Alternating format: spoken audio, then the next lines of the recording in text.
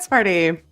Hello, everybody, and welcome to SkepTalk on the line. Today is the 25th of March, 2024, and our lines are now open. You can give us a call using the link in the description. If you want to use your beep boop, just please make sure that you're using headphones in and don't have the show in the background. Or you can call us on the old-fashioned touch-tone phone at 720-619-2288. And today I have a very special guest with me. My second time co-hosting with me. I managed to rope him in doing it again. Say hello to Will, everybody. Will, tell the people who you are and where they can find you. Wonderful. Yeah. I feel like I wrote myself into this. I DM'd her and was like, let's do it again. And I was like, yes, I really wanted to do it again because I love coming on here. I'm always happy to come on here. But I'm Will. I'm a guy with a TikTok. I don't know. You can find me mainly on TikTok. I'm Will's backup on TikTok. I should change that at some point.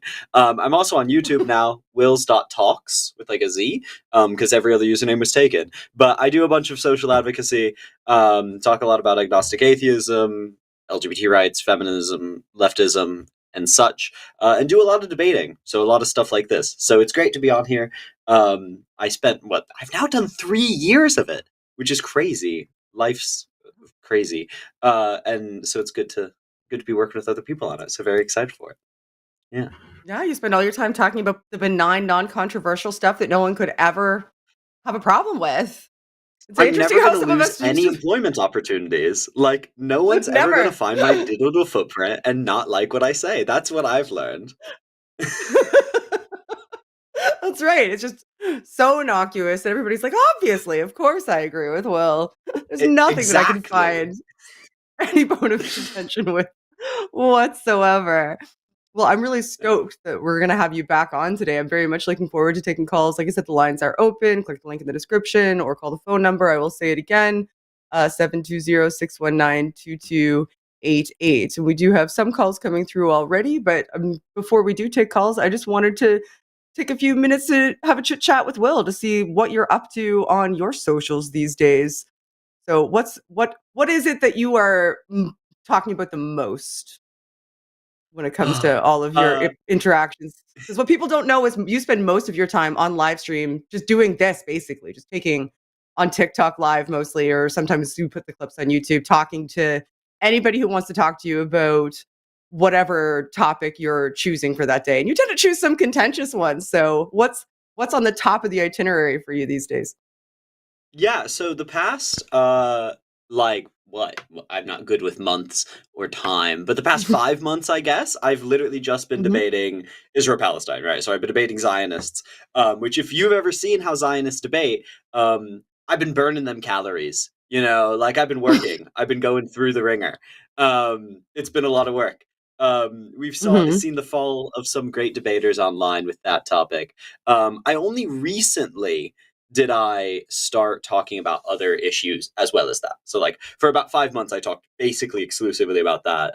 And I got that community is beautiful. Like I love the pro-Palestinian community. I got into student advocacy for pro-Palestinian stuff. Beautiful, wonderful community. Unfortunately, TikTok is not a huge fan of it and has recently decided that my account isn't deserving of any views or follow or anything from it. So at some point I have to kind of bend the knee and start talking about other things so that I can get any amount of, I don't know, attention.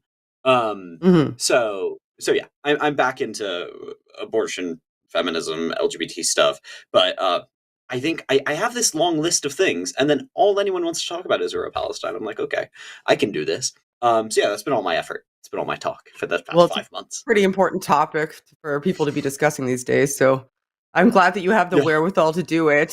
And I can think of a lot of better people to go out and do it because you're an excellent debater. The last time you were on, people just wanted to talk to us about abortion. It seemed like most of the time. And I'm wondering if anybody's going to have the... I know you do. You do such a good job too. People get annoyed with me because of how much I love this debate. This is what I spent 3 years talking about. Like, and I'm happy to do it for 3 more years. I did, yeah. Like, that's what I talk about, is abortion. But, yeah. Anyway. I'm wondering if anybody's willing to go belly up to the bar with us on that today, because I don't think after the last call that we had, I haven't had a single call about it. I'm like, was that like the ultimate, was that our finishing move? Were people like, oh shit? Now I'm afraid to call and talk to her about it. So I'm curious. Well, maybe I hope not, because if there's still some people out there who disagree with me about, whether or not I have my own bodily autonomy, I would love to have a conversation with them about it. So give us a call, Yeah. guys. And I say As long as guys wrong people because exist, that's I what want to it'll be. talk to them. Yeah. Exactly. Send me all the wrong people. All right. Are you ready to take our first call, my friend? Absolutely. All right. Let's do it. The first person we are going to be talking to today is Bobby. Hello, Bobby. You are on the line. What would you like to talk about today? Hello. Hi. Hello. Um, yes, I was actually hoping to talk about something that I've been somewhat dealing with for a while. I have two relatives. Hmm. I won't give the names or how they relate to me out of, privacy reasons, That's fine. but Yeah, of course. uh, one of one of them is a flat earther, and the other one is a believer in the moon landing was fake.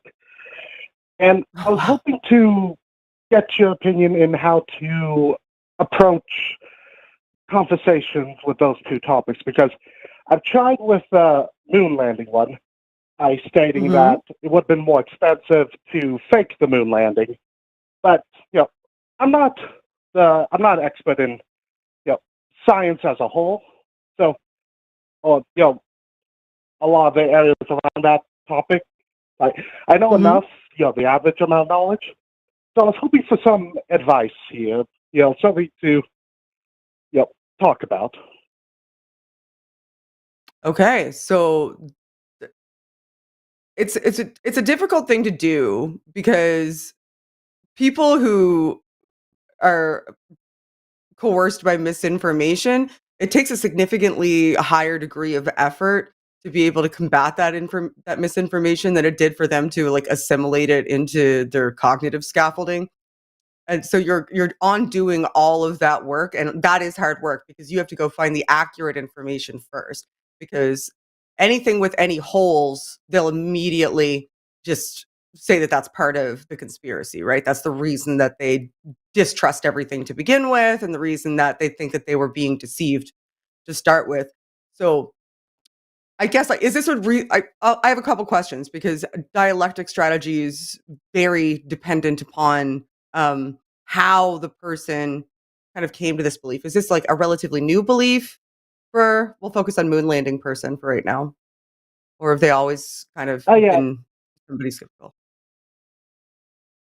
oh yeah. The sorry if I interrupt anything, but You're fine. the moon the moon landing one I actually do know a bit more about. I don't know exactly when this belief was made, but I believe it was due to it was birthed out of general mistrust for the government, which I do understand to the degree. The American Mhm. government is exactly the best with a lot of things, but Fair. that mistrust of the American government, I believe that's where it's drawn from. So, because of the mistrust of the American government, they've become sort of susceptible to suggestion for people who see themselves as, I guess, counter establishment people because they feel solidarity with them potentially. Okay. Because they didn't just decide that the moon landing didn't happen. They've likely been exposed to arguments by people that they perceive as being in their tribe or like sharing their mindset. And because they see those people as sharing their mindset or in their tribe, they tend to be more susceptible to being influenced by those people, because they align elsewhere in ways that they maybe feel like they're on the outskirts kind of the larger group of people that they would see as establishment people. So the reason it would be difficult to combat that directly is because I think that belief is likely a symptom of a larger problem for that person, and the larger problem for that person is an inherent distrust in something like media and the government in general. So these types of beliefs stem from that distrust because they're both confirming that distrust and allowing them to kind of feel as though they're justified in holding those beliefs to begin with, and also initiating them into another group where they can feel as though they have information that other people don't have, which makes them kind of feel like special and unique, and also accepted into a new group where they feel as though potentially the previous groups that they thought that they had membership in or belonged to no longer aligns with where they sit. And that's how people can kind of get radicalized. Will, do you think, does any of that ring true to you? You spend a lot of time talking to Yeah. people who believe stuff like this. Yeah, 100%. So just on that, like, beliefs are a lot more emotional than we typically want to admit that they are. And like there are a huge series of like emotions and ways that you can come about it, but especially with really conspiratorial thinking, oftentimes the best way to approach it is it doesn't like the facts of the moon landing. There's a study that shows something like no debates are effective past 4 back and forths, like volleys. If you can't change someone's mind in 4 volleys, they're really not going to change their mind in a debate. The most effective way to change their mind, by and large, is to understand why they came about to that situation. And by and large, it's because they feel like there's an in-group that they want to be a part of. They want a sense of community. Like everyone wants a sense of community. Everyone wants to feel like they belong. They want a scapegoat. They want the institutions have failed them. And if they can explain that, rather than the very menial, boring reality explanation, which is that people kind of suck, with some large conspiratorial thinking, that feels a lot better. So how do you approach conspiratorial thinking is by and large filling that emotional gap, right? And providing some alternative community they can be a part of, right? That's what like a lot of deconstructivists do online, is there's a community of deconstructivists who are working against those. And so giving them an alternative community and then saying, hey, you don't need this solution to have this actual problem, right? There are, and then validate where that originally came from, right? I would say the government is messed up. The government does lie, right? Here's where we know the government did lie, right? Literally read the CIA reports. So validate the original feeling so they feel like you're part of the in group, and then offer them an alternative community would typically how I approach deconstruction of like batshit crazy views. Yeah, that rings true to me too. Yeah, I'm sorry, what? No, I just said that rings true to me too, because I really firmly believe that once you get to the point that you're believing these sorts of things, it's a symptom of a broader problem. It's not simply that you were compelled by some sort of evidence. You were put, because there isn't any good evidence, right?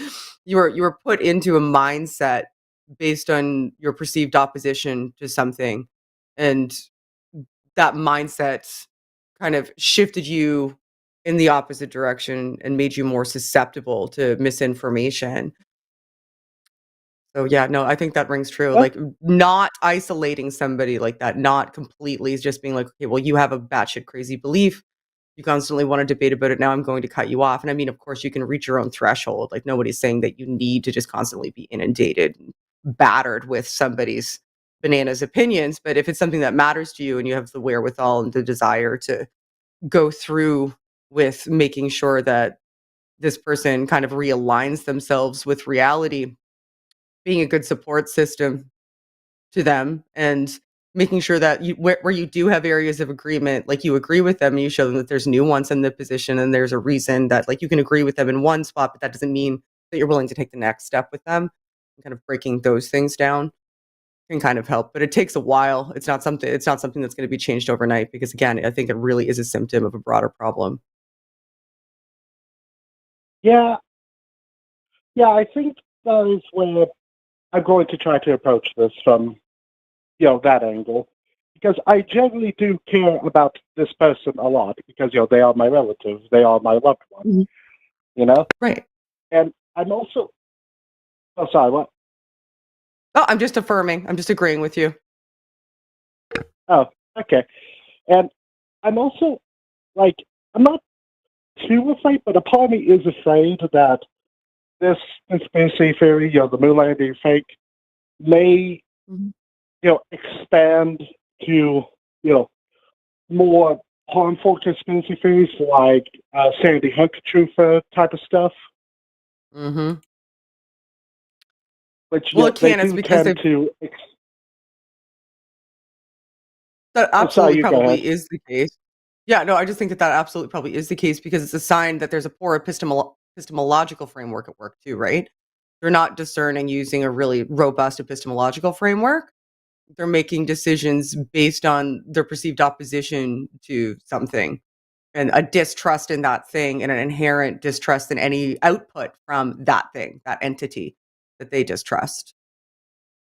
And that's all built into the scaffolding. So the Sandy Hook conspiracists could fall under the same web, flat earth people, anti-vaxxers, all of that kind of falls under the same web and I think has some of the same source, which is a distrust in the media, a distrust in the government, a sense of victimization because the system isn't particularly working for you, feeling as though you have like a sense of helplessness and feeling as though you need to find something to do to like oppose that and mistrusting them more by kind of buying into these things is an exercise in affirmation that also finds you a social group where you're getting additional affirmation and perhaps some sort of like sense that like there's at least some trajectory, like there's something you could do about it that would get rid of the helplessness. So all of that all kind of falls under the same umbrella psychologically in my mind. So yeah, I don't disagree with you. I think that's a valid concern.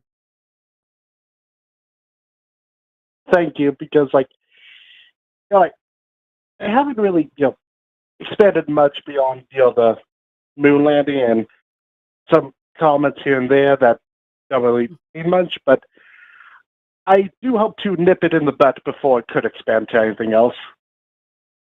Good for you. I hope that it works. I hope you help.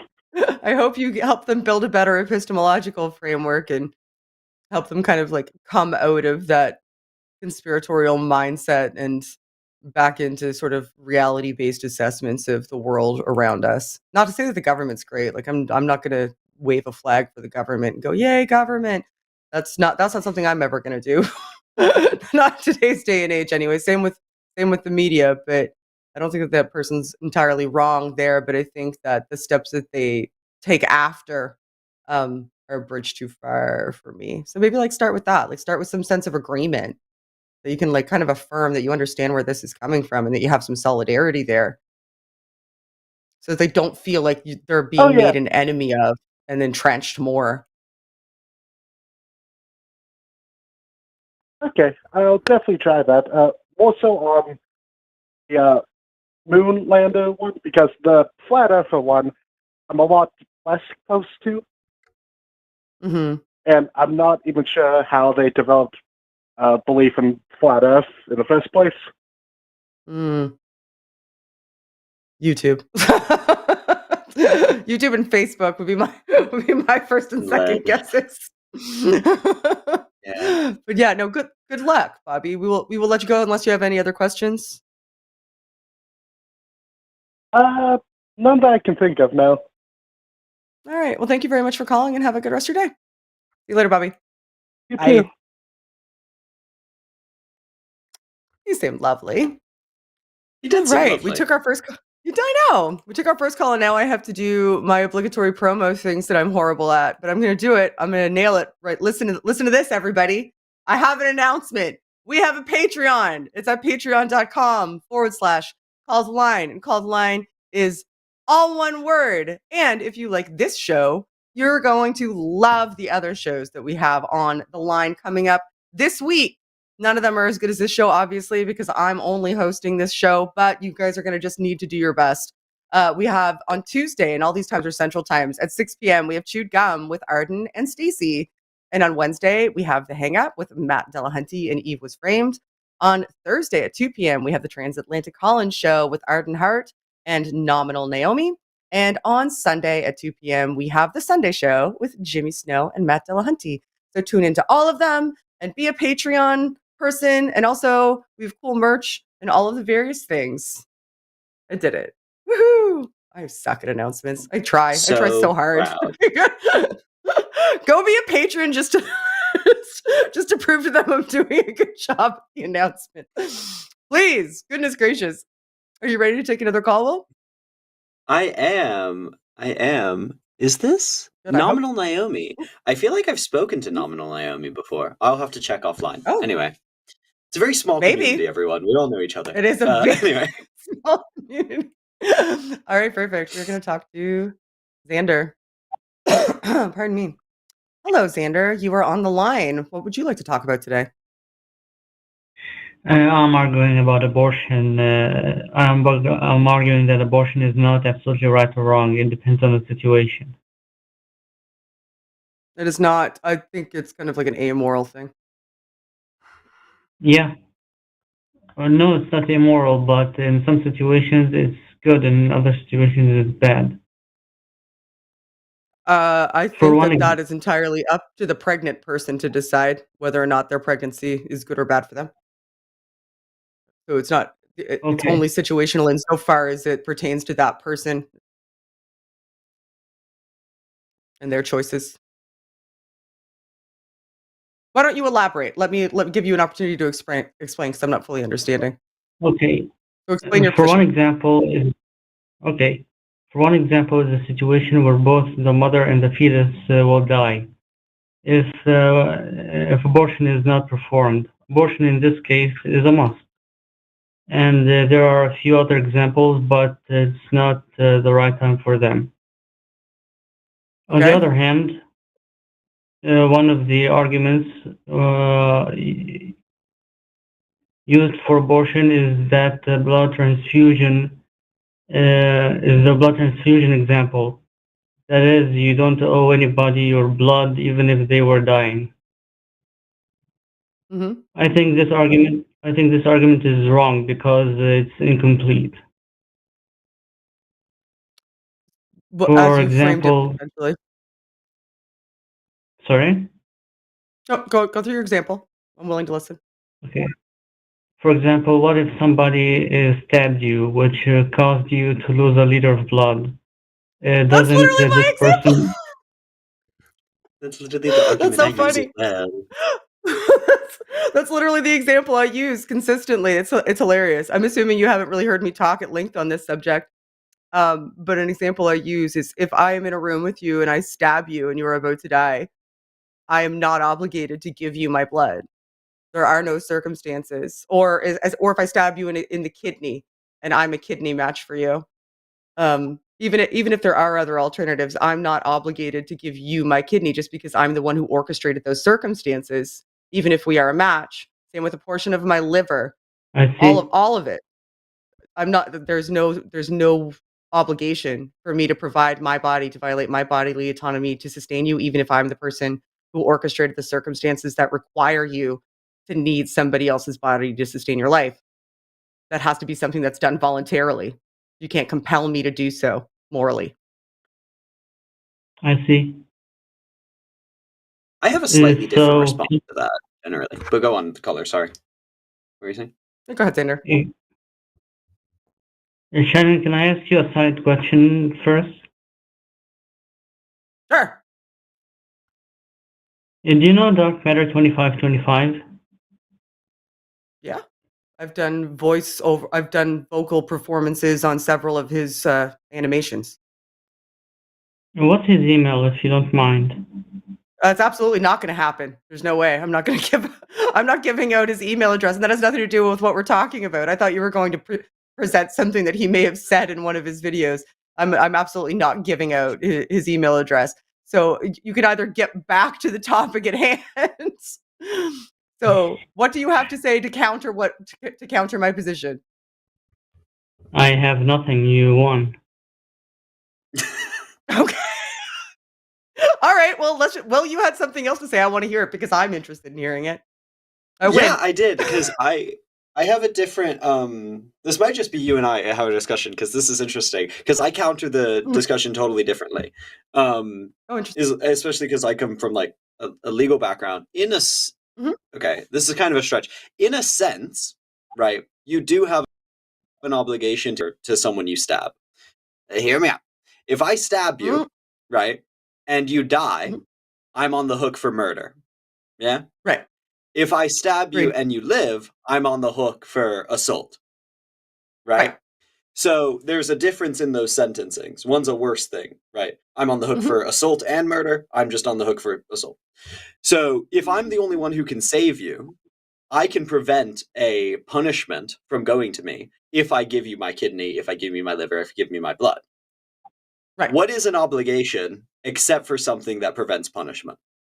From my view, you actually are obliged to give your liver, kidney, blood, whatever, to someone you stab. The symmetry breaker that I draw is that creating a fetus is not that.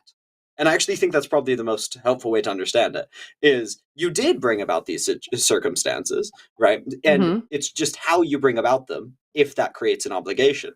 In a sense, right? My grandmother, if I stabbed someone, my grandma brought about those circumstances when she decided to have a child who later had me, right? We don't hold everyone responsible for every effect of everything that happens to them. By and large, you have to wrong someone to have an obligation to them, stabbing them, right? But you don't wrong anyone when you create a fetus, and therefore you have no obligation of that kind to that fetus, especially one that would extend to giving your blood, giving your womb for 9 months, giving everything through the umbilical cord, stem cells, etc.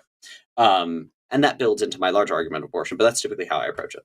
Is I do think you can I'm owe your not blood. I do, like, if I signed a contract, I could owe my blood to someone. If you signed a contract saying I will give you my blood and then you don't do it, is there a contract that allows for that? And that's actually not what Well, that took me off what I was originally going to say, because I think that I see a differentiation there between being obliged to do something and being incentivized to do something.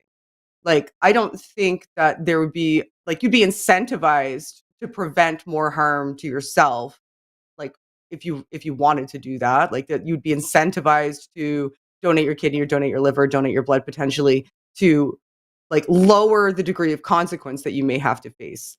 But that's still, like, an autonomous decision that's up to you. I don't think that anybody can compel you to do so. Like, do you what think is compelling you to use it other than the expression of state force? Right? Like, if doing that's what I mean. something causes more state force against you, I would say that you have an obligation not to do that thing. That's what we mean when we say legal obligation, is that I do this under threat of state force being used against me if I don't do it. Because I can Yeah, I'm murder using it in a someone if I moral want. framework, because I In a wonder if moral that's the framework. difference, Okay, like, a moral vernacular-wise. obligation. No, I'm not thinking Maybe. specifically legal. Like, I'm thinking, like, in a moral framework. I don't In think a that there's a moral framework, circumstance I in can which owe. Really? I think it's like a good I don't thing think to there's a give my, like, circumstance if, where I have to violate my bodily autonomy. No, but you're not. I don't think there is one. You there's a circumstance where you're obliged to express your bodily autonomy in a certain way. I think, like, it's a good thing to give blood. Therefore, I have a moral obligation Agree. to give blood. But if something is a good thing to do, I have a moral obligation to do it. I have to think about that Okay. because I'm not sure that I've. Oh, so poor. Hi, Xander. Sorry, Xander. Sorry, Xander. Did you have Yeah, anything to say about our banter back and forth? I want to follow up with you about that. Maybe I'm not sure if this is the time because we yeah, have other calls happily. waiting in the queue. But I need to process that because I'm not sure. I'm not sure if I agree or disagree. I think I need to think about it. Do you have anything else that you wanted to Absolutely. follow up with, Xander? Yeah. About I'm so sorry. I'm Okay, so sorry, but that's fine. about dark matter, it's urgent. I would like to contact him. I'm sorry, but I'm not in the business of giving out people's email addresses, especially live on air, or in Okay, private. can I send it to your email? You have your No, email Xander, we're no longer going to be discussing this on air. I'm sorry. So if that's all, everything else that you have to say, I'm going to bid you adieu and hope you have a good day. Thank you. Goodbye. okay. Bye-bye. That is some boundary crossing. Inappropriate. Okay. All Yeah. right. Fair enough. All right. Okay. So we do have some more calls in the queue. Let's talk to, oh, we've got these callers. All right. These always get priority. So I will bring up Gina. Hi, Gina. You're on the line. What would you like to talk about today? Oh, sorry, I had to turn that off in the background. Can you hear me? Yeah, I can. Hello? Hi, Gina. Okay, Yep, we great. can. Hi. So, so I know I just came across this stream, and so that's why I kind of called it. Kind of briefly, they said it was, I don't know, like science versus, I don't know, I guess I don't know what you guys do. Anyways, first time caller. Okay. So I would. Okay, I'm sorry. Okay, look. Okay, so I know that you were talking about abortion or whatever like that, and so I feel like I'm qualified to call in. I'm a female. Well, I mean, right? if you want to talk about abortion, we can, but that's not specifically what we talk about. We are non-believers, and we tend to speak to other non-believers about what the journey is like for them, and also we talk to people who are currently believers in myriad religions about what they believe and why, and kind of have dialogue about where we differ. That's what we do here. Oh, well, it was about embryos, so it was more of the science because it said science and something else. And so I was going to ask the question, why is there, and maybe you guys might know, or somebody out there might know and can call in. So, because it kind of it is a moral thing, which kind of goes along with theism and atheism, right? So as to be, those with God and those without God. So that's what that means. And everybody knows that that's what the Greek word, it comes from, what is it, A and Theo. Those are two Greek words. And it means A always means to be without. Mm-hmm. So I don't know if people know that the root words for all of that. So anyway, the question that I had is, why does the scientists or the science field actually only, it's kind of like the world agreement that they don't test or do scientific studies on embryos longer than 14 days. Why is that? I am not a scientist, and I wasn't aware of that. Oh, okay. So I'm not even certain if that is the case. Yeah. So that poses that even the science community believes something out there, because they say that once an embryo is fertile or egg is fertilized, that they can't explain one thing, and this is science also, that there's a flash of light, and they don't know where it comes from. Okay, so that is brand new information to me. I'm not even 100% sure. Can I stop you for like 2 seconds, Gina, just because I'm not even sure I understand your question? Yeah. So no, I do. I need to stop you for a sec because I need to clarify. Gina, I need to clarify something because I'm still not entirely sure where your first point was coming from. So when you say scientists won't test on embryos after 14 days, you mean embryos that are no longer in the body, like that have either been aborted or miscarried? Is that, or are you talking about when they're still? Yeah, no, no. I don't know how they get their embryos for science. So however they get those ones for science. Now, I'm not talking about in vitro fertilization, things like that. But however, they do talk about the designer babies and things like that, where they're manipulating those types of things. No, but what are you talking about when you talk about the 14 days? Let's back to your very first point, because we're going all over the place. I need to pin you down the first point. You said scientists won't perform studies on embryos past 14 days, right? You said that. What do you mean by that? Do you mean consensus because of moral reasons? It's unethical to do it. It's in the field of science. It is unethical to perform science experiments on embryos older than 14 days. I don't think that that's the case, though, because I know that they do all kinds of studies on cadavers of all ages, right? So it would seem really incongruent to me that they could do research on. But no, Gina, listen to me talk though for a second. Like, you came to ask a question, so just listen to me respond to the question. So I don't believe that that is the case, because I know for a fact that science is done on bodies of all ages. So unless you're suggesting that scientists are drawing some sort of moral line specifically relating to embryos that doesn't apply to fully actualized live humans and children. Something different than dead cells. Well, no, ma'am. Live cells are different than dead cells, so that's a totally different thing. So are you talking about when they're still in the womb? Are you talking about while they're still in the womb? Can I try and clarify? I've done like some back of the napkin Yeah, to please, searching. Will, help me. It Help, looks like Will. there I don't is, understand. yeah, it looks like there is a 14-day rule with research on living human embryos. Oh, And if I'm like just really quickly, living out of the womb human embryos, we don't want, Correct. 6-month-old, got you. Fetuses being tested on, being Absolutely. harvested, being taken apart alive. So it seems like they can do basically whatever they want to 14-day-year-old embryos, but following that, they tend to not do research. Yeah. Why Well, does they it say couldn't why? develop much past that probably in, No, like, I'll if tell you this is why. before they're There are a embedded. few Is reasons because it for will it. change So there'd be a ceiling, the and also you would will want the them to cells. potentially be viable, and they also likely belong to somebody.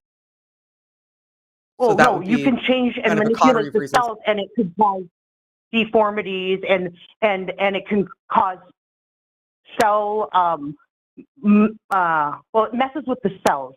So it messes with I Oh, almost well, like then the that would DNA. make sense. If what you're I'm not talking a about is scientist, so. experiments to, like, augment their genetic structure, then that would make Yeah. sense because you wouldn't want to potentially cause somebody to be impregnated with That, an embryo that right. is going to have mutations that we can't predict. So ethically, that would be Right. something that would be a like like like a line. So Like that makes sense to Yeah. me. wrong. And now I'm clear. You're talking about, like, test tubes, like, Like the manipulating fertilized outside of the cells. body. In my mind, I Also, thought she yeah. was saying, like, you, like, had a miscarriage or an abortion, and they were not gonna do any No, research, and no. they absolutely No, 100% do that all the time.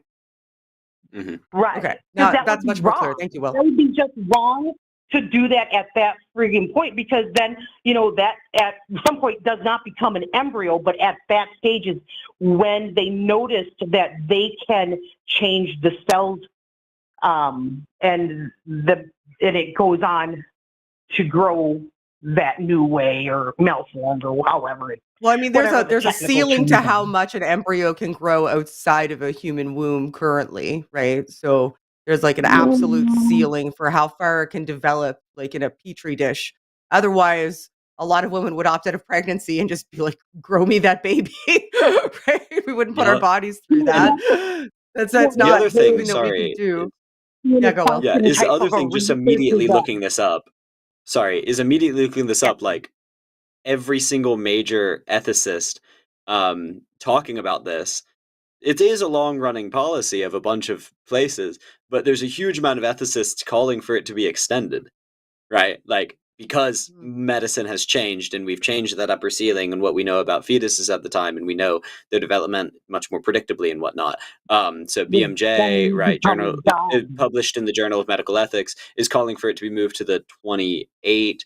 A huge thrust of UK scientists are calling for it to be moved to 28 days. I'm also kind of failing to see how this is relevant, right? Like, you can also not test on a dead body without consent, sometimes, right? That's medically unethical. Doesn't mean that they're living, breathing human beings that we should give rights to and care about. Doesn't mean they have the right to the mother's body. So medical ethics and, like, scientific ethics is, like, an incredibly complicated space that has to do with consent and has to do with what they generally find icky, and a huge series of things that is outside of, like, quite a strict discussion of what, abortion or what would be permissible under abortion, etc. Oh, it comes back to these moral and ethical things as a society. If we're to survive, I mean, let's talk about that.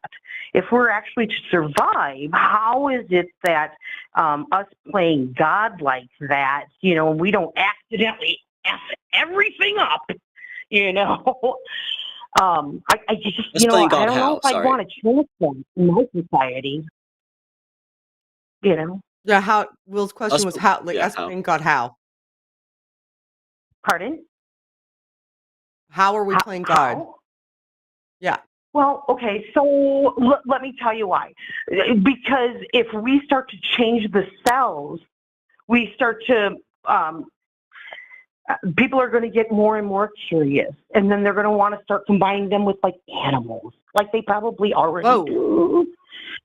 You know what I'm saying? This is the kind of weird, they're growing ears on rats. Come on. You guys, think about it. We are starting to be that creator. And that is the problem.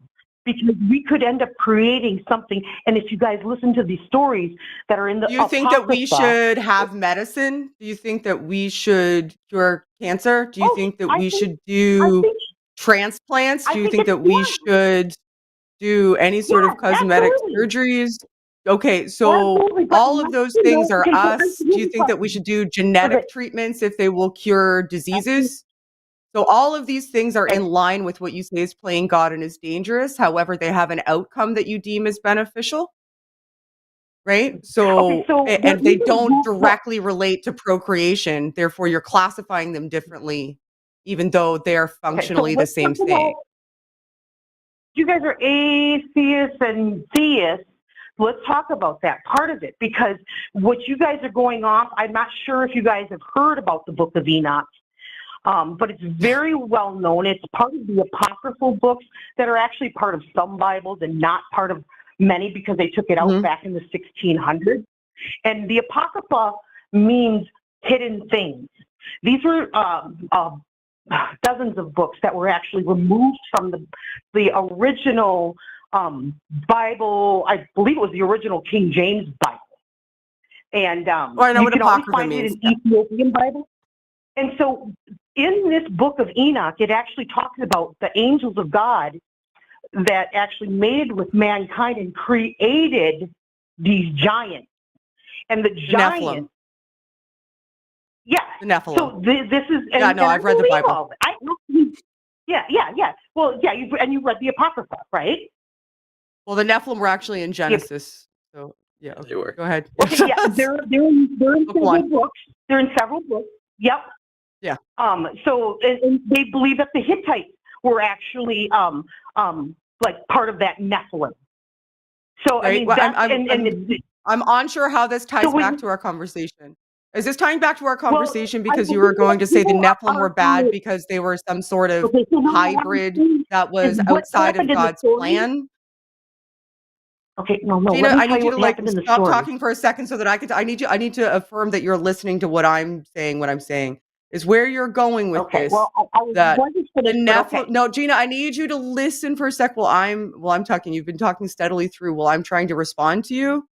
So I need you to just so that we can have a conversation and you can acknowledge that you're understanding what I'm saying. Because it sounds to me like where you're going with this is that you're saying that we are kind of messing with the foundation of like what it is to be a human potentially with all of this genetic stuff that we're doing. And if we look in the Bible, when the angels had babies and messed with genetics, that resulted in the Nephilim, and they were bad and were headed down that road. Is that what you're trying to say? Well, that's not what I'm saying at all, actually. What I was going to say was to finish the story, and you guys can read it or listen to it for yourself, short book on even YouTube here that you guys can go. It's part of like a public... We both read it. Thing. We've read the Bible. So basically, it goes on to say that these particular angels had agreed upon coming down and mating with the humans and taking their punishment. And when they came down here and mated with the humans, they fell in love with them and started to teach them things that they weren't supposed to know, which is how to create certain metals and how to adorn themselves with makeup and jewelry and things like that. This is what these angels, they taught us how to, things that would lead people to gluttonous, selfish, to make alloys and cosmetics. Behavior. God forbid. Yeah, it's just, you know what I mean? And so, in this created chaos, it was for us to learn, but not in the time that we learned it. We kind of skipped a bunch of stuff because we got a helping hand. And that's why once again, God forbid. That's why actually the flood happened. It actually talks about it in this book, in the book of Jubilees, in the book of Jasher. There's several other books, Esdras. and So Judith. I'm gonna And stop you again because these are we're deviating. We're deviating. I think you've had a lot of time to articulate your point, and it sounds to me like what you're saying is maybe. One sec, Gina. So it sounds to me like what you're saying is, maybe my initial point was off, and what you're actually ambling towards is that we only should learn things when God decides we should learn things, and if we learn things outside of His plan of when we should learn things, then that's bad for us and it results in detrimental things. Well, the way that you say that makes Is it that not an sound accurate awful, representation of what the point you were making was? So self-serving.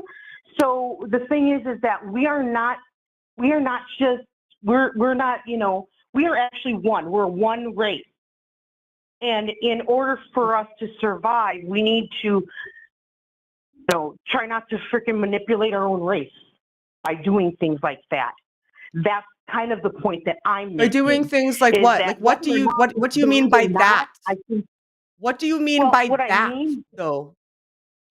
Doing things like what? Like medical research so that we can cure diseases or prevent them from ever happening to begin with at the embryonic stage? So that we can be a healthier, longer living, more thriving race all as one, and that will benefit all of society? Like, why is that life begins within that 14 days? Doesn't matter when you define where life begins. That doesn't seem to even actually be connected to your point. Like your point seems to be that we're messing with stuff we shouldn't mess with because it's God's job to mess with that stuff, and we're playing God. And in the past, when we've done that, if you look at the Bible, that's resulted in bad things happening to us because God's laid out the parameters of when we can and can't learn things and what we can and can't learn. And if we go outside the parameters of what God says we can and can't learn, then we're going to get punished for that by bad things happening to us. Those that don't learn you recognize. It sounds like you're affirming to me that that's what you're saying. That seems to be the argument, and I just want to note, the conclusion of that argument is that none of us should be wearing clothes, by the way, right? Like, in Genesis, that's like, let's just talk about this, let's take your mythos at the face value. When the apple of knowledge is eaten, they become aware of their nakedness. It's a knowledge that God did not want humans to be aware of, and then them wearing clothing is a sign of their straying away from God, in a very similar way that them being given forbidden knowledge from the Nephilim was, right? And the only reason they said all that issue about the Hittites in actuality is because they didn't like them and they weren't the Hebrew people. But, Well, how you interpret a lot of the God stuff is not necessarily always how God means it. I guess I would say... How do you interpret Genesis other than that? Yeah. Well, okay, for instance, here's an interesting story. So, when Adam and Eve, they left the Garden of Eden, God gave them garments, right, of skin. Okay, it says it in this book. It says it in the book. It says that he gave them garments of skin, and those skins so they could clothe themselves because they were ashamed. And because they were ashamed. Brought them on the ark with it. Listen, please. Noah also got drunk and then and banished his son for seeing him naked after the ark landed. Noah got wrecked, absolutely wrecked, stripped down, bare ass naked, and his son laid his eyes upon his nakedness, and Noah cast him out. Let me say the eyes of them were both open, and they knew they were naked, and they sewed fig leaves together.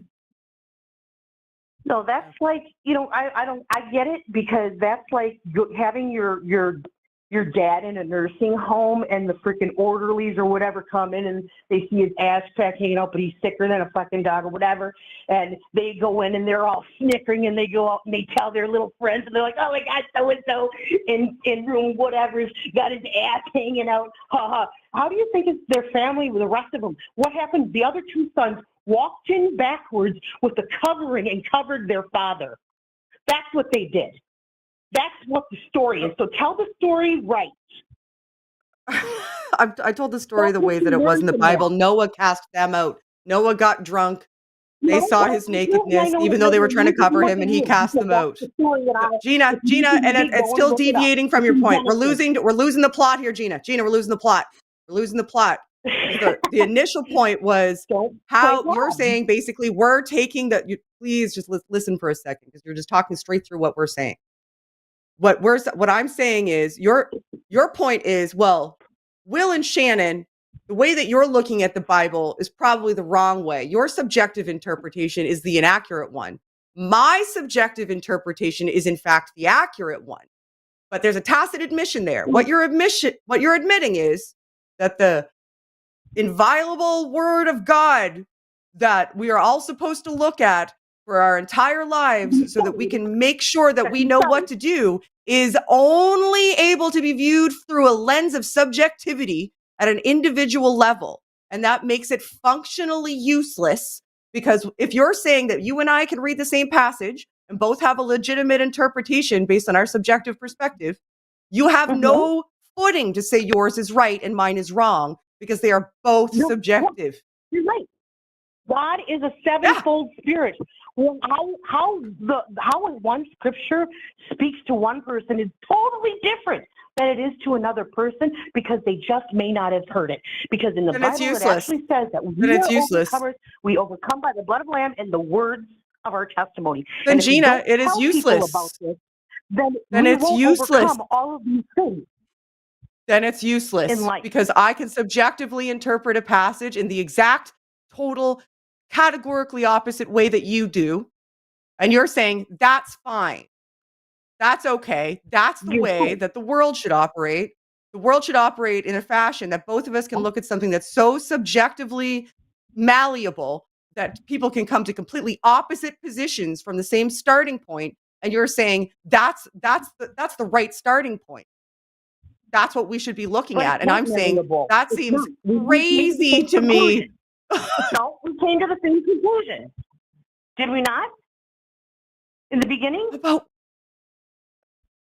We came to the same conclusion, right? No, I don't think so. No. You completely disagreed with both Will and I and said that our interpretation was wrong. You said you're interpreting it wrong. You did yell at us for telling the story wrong, which was wild. Yeah, you said you yelled at us. You said you need to tell the story right. You were telling the story wrong. Okay, retell the story. I'm good. Retell the story. We're talking about all right, Gina. I want you to call back. I want to talk to you again, Gina. But I want you to pick one thing. One thing. Just one thing. And we will talk about that one thing. We have several other callers in the queue that I have to take. I very much enjoyed chatting with you. Let's get to them. Okay, bye. Okay, bye, Gina. Bye, Queen. I want to talk to her every day. She was fun. I don't know if she heard anything that we were saying, because she just talked straight through. It was wall to wall. That was she was wild like, we got ride. to the same conclusion. Girl, we didn't get through anything. We didn't get to the same starting point. What do you mean? What do you mean conclusion? That was my thought. Have we reached a conclusion? Because we started with embryos and 14 days. And what that means and we got for to morality. the Nephilim. We got to the Nephilim. Also, there's a reason they're the apocryphal books in Christianity. And it's like in the larger canon of Christianity, they make no sense. So I'd love to talk to you, Gina, about the Nephilim, right? And how they show the pantheistic origins of the Bible. That'd be great. But I wonder what she thinks about the documentary hypothesis. I'm probably anyway. I hope Gina calls back. I hope she calls and talks to me and whoever else. I want more Gina. Get a biblical scholar up here. Get a good biblical scholar up here, and then they can talk forever. Yeah, that's fun. For sure. Have Dr. Josh come in. Dr. Josh Bowen would be a great person, or like Dan McClellan. Those would be super fun. I literally was thinking of Dan McClellan. Yeah. He's got the patience, so both of them have the patience for it. Yeah, Dan McClellan would be amazing. I don't know if they could get a word in edgewise, though. Bless her heart. Okay. All right. Oh, bless Okay, her I'm heart. ready. All right, we're gonna talk to. I just needed a recovery moment for a second. We're gonna talk to Virginia.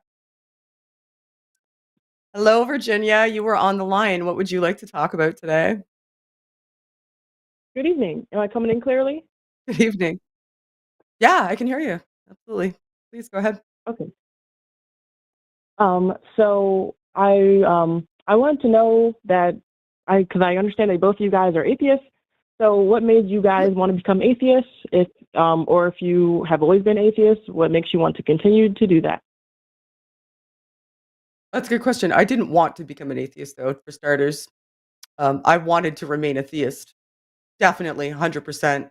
With my whole heart, I wanted to remain a theist, and I tried, and I tried, and I tried, and I tried, and I couldn't.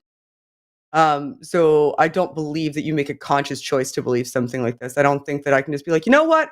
I actually believe God exists, but I'm going to say I'm an atheist. That's kind of like a nonsense statement. You don't become an atheist until you stop believing God exists, and you can't just actively choose your beliefs. Does that make sense? Just like from a starting point, just a couch where I'm coming from, Yeah, Virginia? I see what you mean. Yeah, cool. All right. I just thought I just disagreed with the framing a little bit. So why did I become an atheist?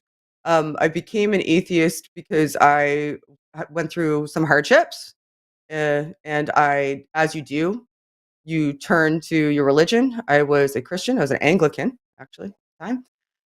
And I turned to my religion because that's what you're kind of taught to do to get through hardship. And I started really kind of delving as deep as I could into it, to try to understand the Bible as best I could, try to understand everything about Scripture and Jesus' messages as best I could. So I decided that I was going to read it cover to cover. Again, this happened to correspond with me also doing a degree in psychology with focus in neuroscience in university. They overlapped. This taking place and what led to my deconversion overlapped.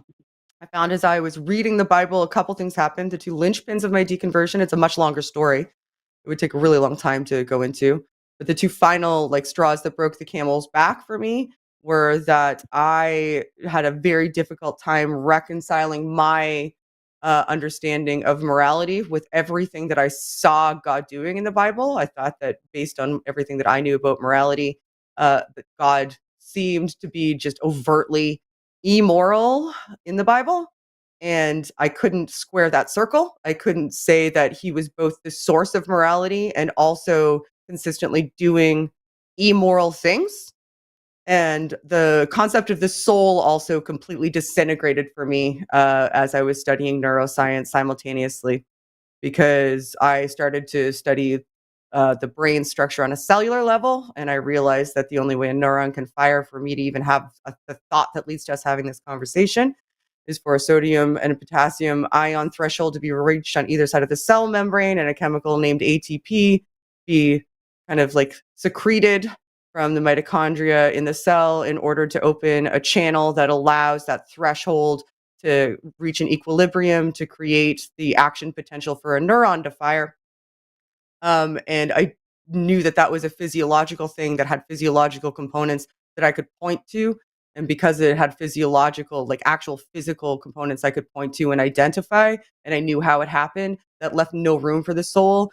And any concept of the soul for me then now had a complete and total interaction problem, because how does a soul move sodium and potassium ions around in my head in order for neurons to fire so that I can have thoughts?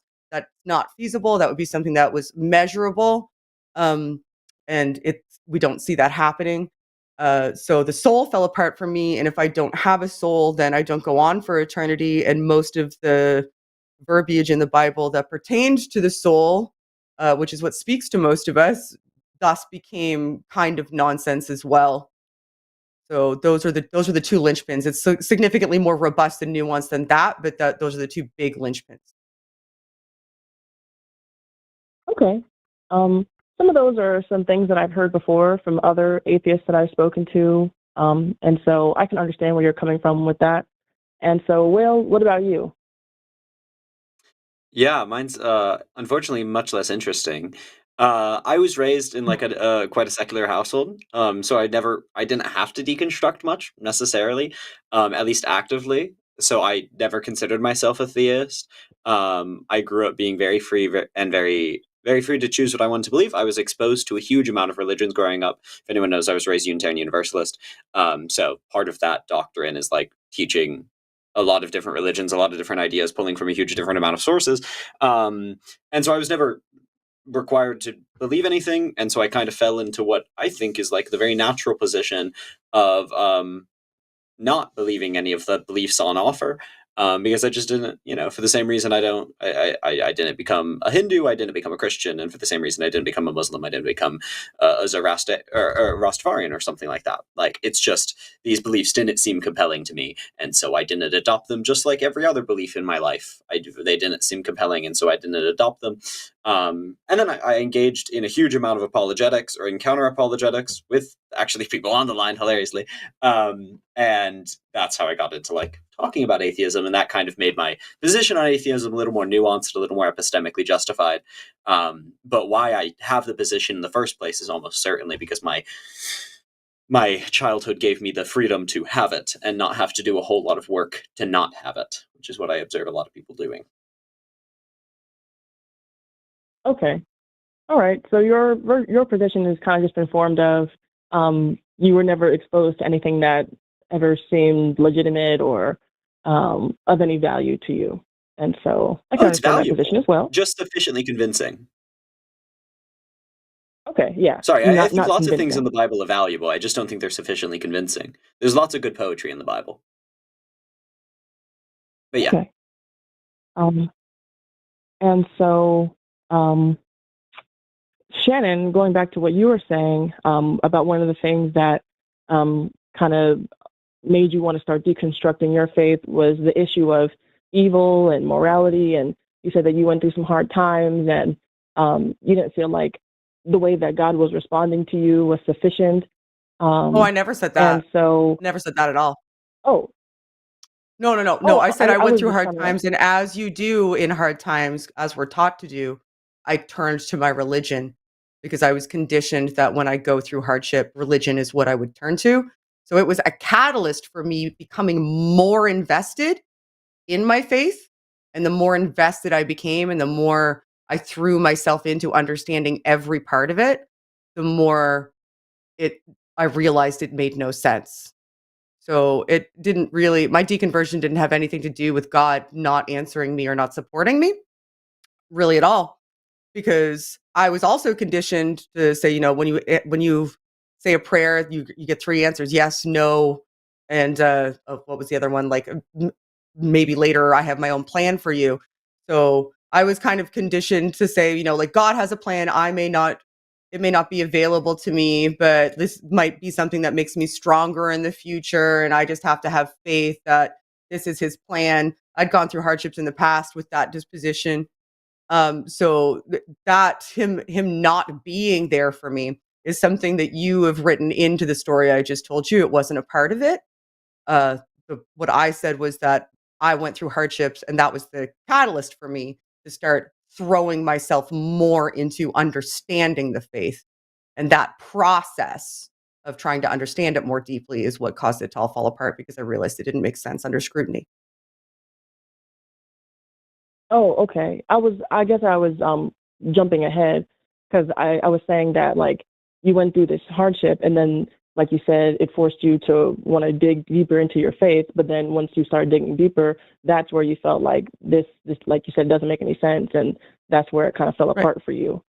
Yeah. And so what are some of the things that you looked at that you were like, okay, this doesn't make sense, and that you felt like were contradictions in the Bible or with God as his character?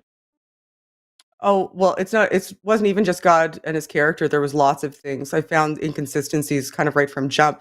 The first time I read through Genesis, it struck me as strange that God put people on the earth, and then I turned the page and he did it again. Right? Like, so when you read Genesis, like, actually read it straight through, not a curated version that says, like a study Bible. It says, read this passage and this passage, and then read this passage and this passage. When you actually just read it like straight all the way across, you realize that there's overlapping stories. It tells the same stories twice a lot of the time in Genesis. The same thing happens with Noah, for example. And there's inconsistencies within the stories, like just starting from jump. So those inconsistencies like kind of let off a flag for me, and I looked more into how the Bible was constructed and was introduced to things like the documentary hypothesis recently that kind of help explain it better. If it was the divine and inspired word of God, those inconsistencies wouldn't happen. They wouldn't have to reiterate the same story a different way with different details. So that was one of the things just immediately that jumped out of me. When it comes to a moral perspective, the story of Jephthah, I'm not sure if you're familiar with the story of Jephthah. I thought it was strange that God would be so against abortion, and I've consistently heard that there was no human sacrifice. But Jephthah pleaded with God that if he could win this battle, he would sacrifice the first thing that walked out of his home. When he got back to his home, the first thing that walked out of his home was his daughter, and he killed her. And God was like, "That's good, perfect. That's what I wanted." There's Numbers, the test for the unfaithful wife, where if a woman is just suspected of cheating on her husband while her husband's away, her husband can take her to the tabernacle and they can make her drink a tonic of dirt water. And if she has been unfaithful, then God will just and became pregnant, God will sterilize her and end the pregnancy in that moment, so that she's a plague upon the land. I mean, the list goes on and on and on. All of the slavery is pretty bad. I found it very, very disheartening that in my journeys through the church, no one had ever kind of brought up all the rules about the fact that you can beat a slave within an inch of their life, and that's fine. But if the slave dies, then there's punishment, and there's the rules around rape. Like if a woman doesn't scream, then she's, basically that's like saying that she liked it. There's the fact that the women are perceived as property throughout the entirety of the Bible, and God is dictating these laws through his church to pass down to the people, and he never thought once to say, hey, men don't own women. And if a man rapes a woman, it's not a crime against her father, and it's a crime against her. And the punishment for the man shouldn't be marrying the woman he raped and having to pay the father for her because she's ruined now. That seems a little fucked up, but that's one of the rules that God seemed to think that was fine. There's the inconsistencies between the genealogies in the script, in the Gospels. There's the different of Jesus and how they both derive his birth from David through his father, when his father wasn't actually his father, but they didn't understand genetics back then. So it would make sense that they see, since, the mother is basically worthless because she's a piece of property, that they would want to, in a patriarchal society, derive those genealogies through the father. There's the fact that most of Christianity, as I started reading through the New Testament, was derived from the teachings more so of Paul than Jesus. It seemed like Paul just kind of came on the scene and defined what Christianity was, and that's what we all just went with, more so even than the Gospels and the Old Testament. Just a guy, just a dude, just some dude said, I saw Jesus, and happened to be literate and had the wherewithal to go around and say, I know what's up, I'm in charge here. And because he was literate and happened to write it down, that is what stuck, because we don't have a lot of the rest of the writings. Most of the people that follow Jesus around would have been completely illiterate. And even if they were literate, the Gospels that we have, the fragments are written in Koine Greek, and they would have been illiterate Hebrews. So it's a bridge too far for me to think that not only were they literate, but they were literate and bilingual and literate in two languages. They're all anonymous. They copy each other. There's a synoptic problem. The synoptic problem is that basically the Gospels are in the wrong order. It goes Mark, Matthew, not Matthew, Mark, like it is in the Bible. And if you look at them, they're copying each other like almost verbatim, and in fact verbatim in like 60%. So you can see the progression of the myth over time. If you look at Matthew, if you believe that Matthew wrote Matthew, it's wild to think that Matthew would, in the third person, describe using Mark's wording verbatim how he met Jesus. That seems crazy to me when you read it. That would be like me copying somebody else's telling about how they saw me meet my boyfriend verbatim and still keeping it in the third person. Like, and I mean, the list goes on and on and on. Like, I don't know how much time you have. But there's a lot. Okay. So if you were to get answers to those, would you be interested in converting? I've tried to stay a Christian. There are no answers to those.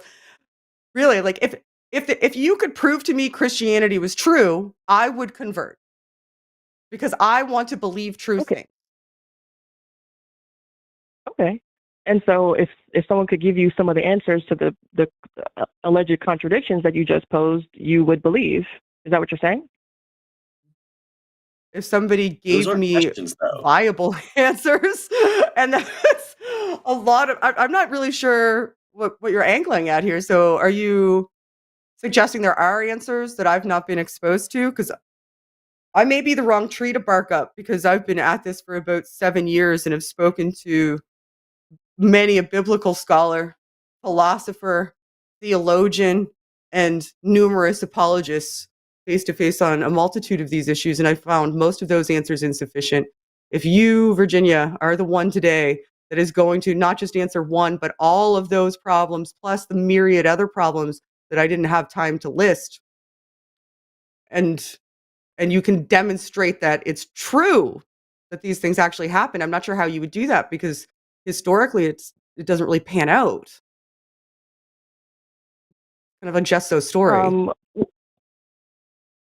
Well, I can defend what they're saying from the Bible because what I found, I've done a lot of research when it comes to the supposed contradictions in the Bible, and what I find is that they come from one of three problems. They come from either reading a false translation, and so there are contradictions in the fake Bibles, or a misunderstanding of the new man versus the old man, or just someone intentionally misreading something. And I'm not saying that you're doing that. I'm just saying that, I might talk with a Muslim or something, or I might talk with a Hebrew Israelite, and they intentionally read a verse out of context or misconstrue it to make it seem like the Bible's contradicting when it's not. And so between those three reasons, I found that all the contradictions are easily explainable. All the contradictions in the Bible, end to end, are easily explainable. Okay. How many people were at Jesus' tomb? I don't know that one off the top of my head, but to go in kind of the order that you were listing them. So you don't know the explanations for all of them. You just told me that all of the contradictions are easily explainable. I just presented you with one and you're not familiar with it. So that means that you're just accepting that you believe that they're all easily explainable because you don't know all of them. If you knew all of them, when I said how many people were at Jesus' tomb, you would have said, I've looked into that because I've looked into all of them. I know that there is an explanation, and I know the explanation because it fits into one of these three reasons in the criteria that you set out. So what it sounds like is you have a framework that seems satisfying to you, but you haven't actually applied it to all of the contradictions because there's one immediately that's a well-known one that you weren't even aware of.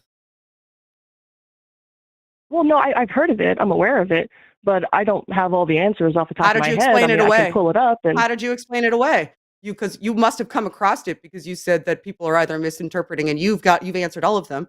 So how did you square that circle? How did you reconcile? Well, I didn't say that I personally have answered all of them, but what I do know. So you haven't exposed yourself to all of the contradictions. You're just satisfied that that it's okay and that they're all reconcilable, but you haven't actually looked into them. I have. Well, I've looked into a large. I've looked into a large number of them, and all the ones that I've. Yeah, I did bring up one of the ones that you have a ready-made answer for. Go ahead. Well, yeah, sorry. It also only takes one. Just to be really clear, like if we're genuinely trying to address what is true and what is the most compelling account of reality, I can give hundreds of accounts of reality that have zero contradictions in them. That's really stupidly easy for me to do as a living, breathing human being who can recount reality. But like, what is the most important book in your world, in your life, should be able to do what I can do every single day. So it only takes one contradiction for it to be actually notably less compelling of a response. This is why when we talk to a lot of apologists, it feels like motivated reasoning. Because if it wasn't motivated reasoning, you would say, yep, I don't know the answer to that contradiction. I'm going to stop being a theist until I do. Like, my belief does not hold up to scrutiny. Let's talk about it. Let's see if genuinely the best explanation of this is one of the three options. But also, there's no translation issue with the how many people were by the tomb, or by Jesus' tomb. Like, that's the correct answer. The apologists don't have a sufficient answer to this. And all the, like, a huge amount of the issues that Shannon brought up, the apologists have some kind of linguistic trickery that is played with some of the contradictions that you could maybe argue in some compelling manner, right? But the synoptic issue is indisputable. Why do they tell the same story 4 times differently? That's all the 4 gospels. It just doesn't really make sense Or if you're verbatim the recounting same. reality. Exactly. Yeah. Why are we doing Like, this? What is the practice for? and we're focusing on contradictions as though I said that was my primary problem. It wasn't. It was morality and the soul. And I brought up the synoptic problem, which has nothing to do with contradictions. It's actually quite the contrary. It's the exact opposite. The synoptic problem is the fact that the gospels each copy each other verbatim, which means that they're not unique firsthand accounts. If they were unique firsthand accounts, then they wouldn't have to copy somebody else's unique firsthand account verbatim. They would have their own from their own perspective. And that's not a contradiction. So the contradictions aren't the only problem. They are a problem, but they aren't the only problem. It's a rhetorical critique for what it claims to be. Yeah. Right. Okay. So I guess pivoting from the contradictions, so you said that an issue is morality. And then you also said that you had your own idea of morality, and then when you read the Bible, you felt like God was doing things wrong. But if God is almighty, then wouldn't whatever he does be right? Yeah, so that's prescriptivism, which is a problem in your framework. So the idea that I had of morality actually wasn't mine. Mine's vastly improved in its framework since my deconversion, because I've actually looked into morality in a far more robust fashion. The morality framework that I was operating from was essentially one that was given to me by the church, one that I was kind of like born into subscribing to through the indoctrination in the church.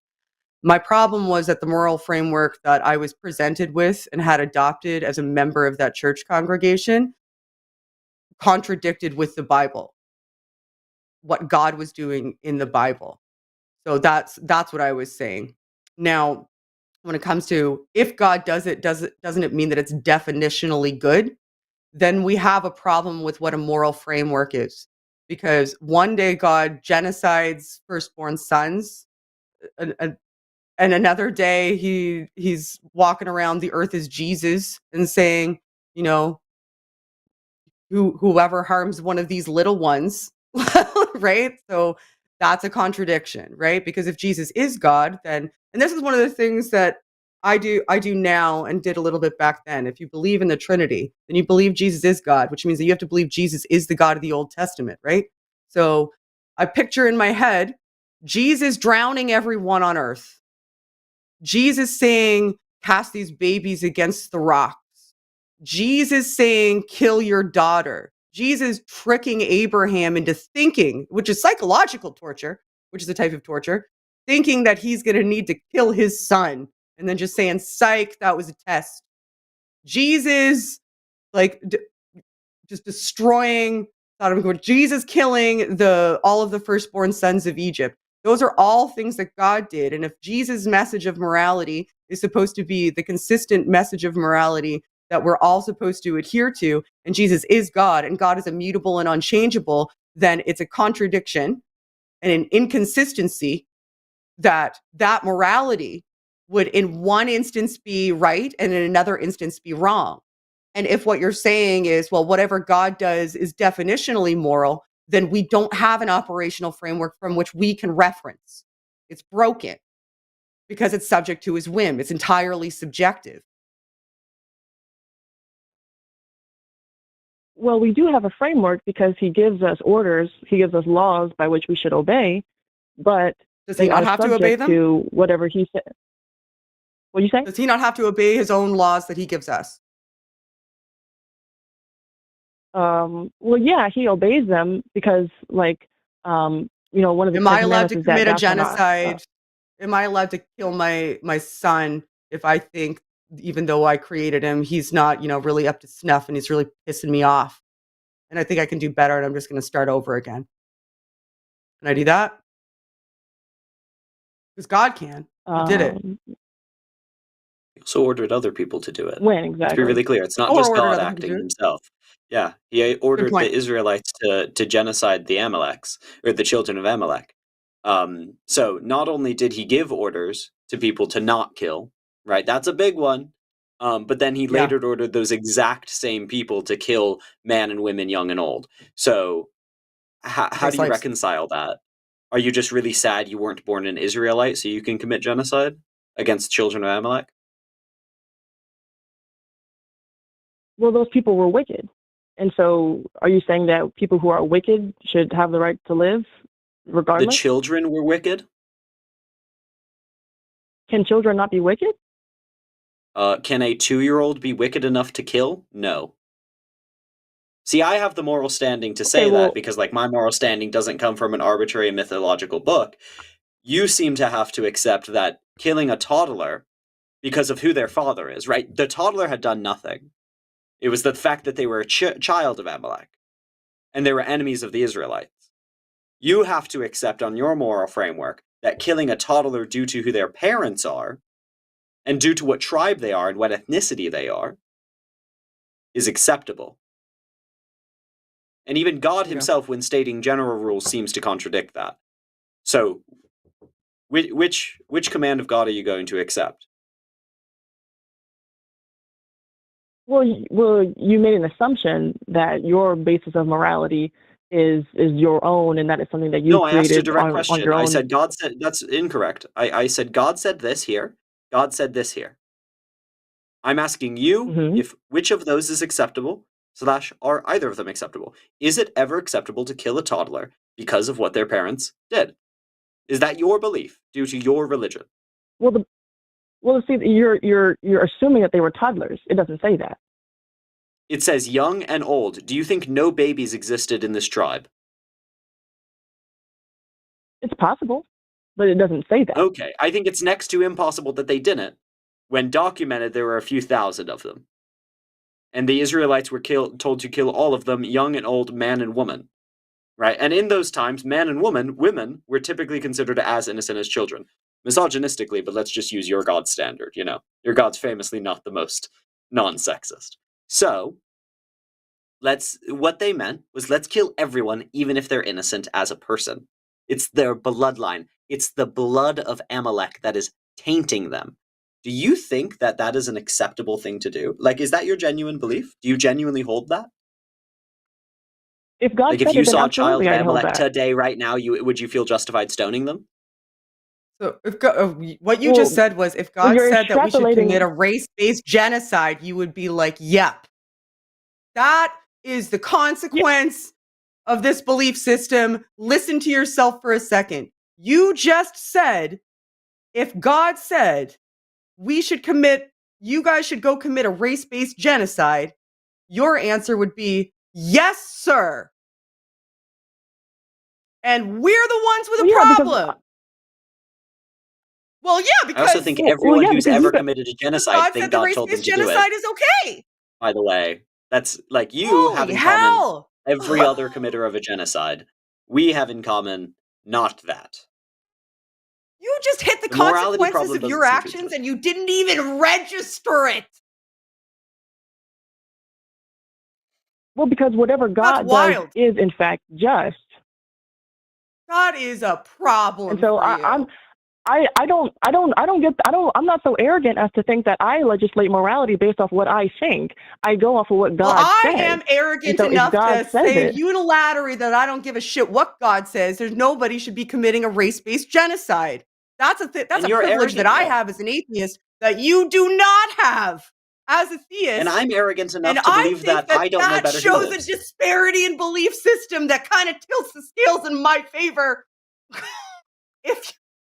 What? Oh, so neither of you are pro-choice?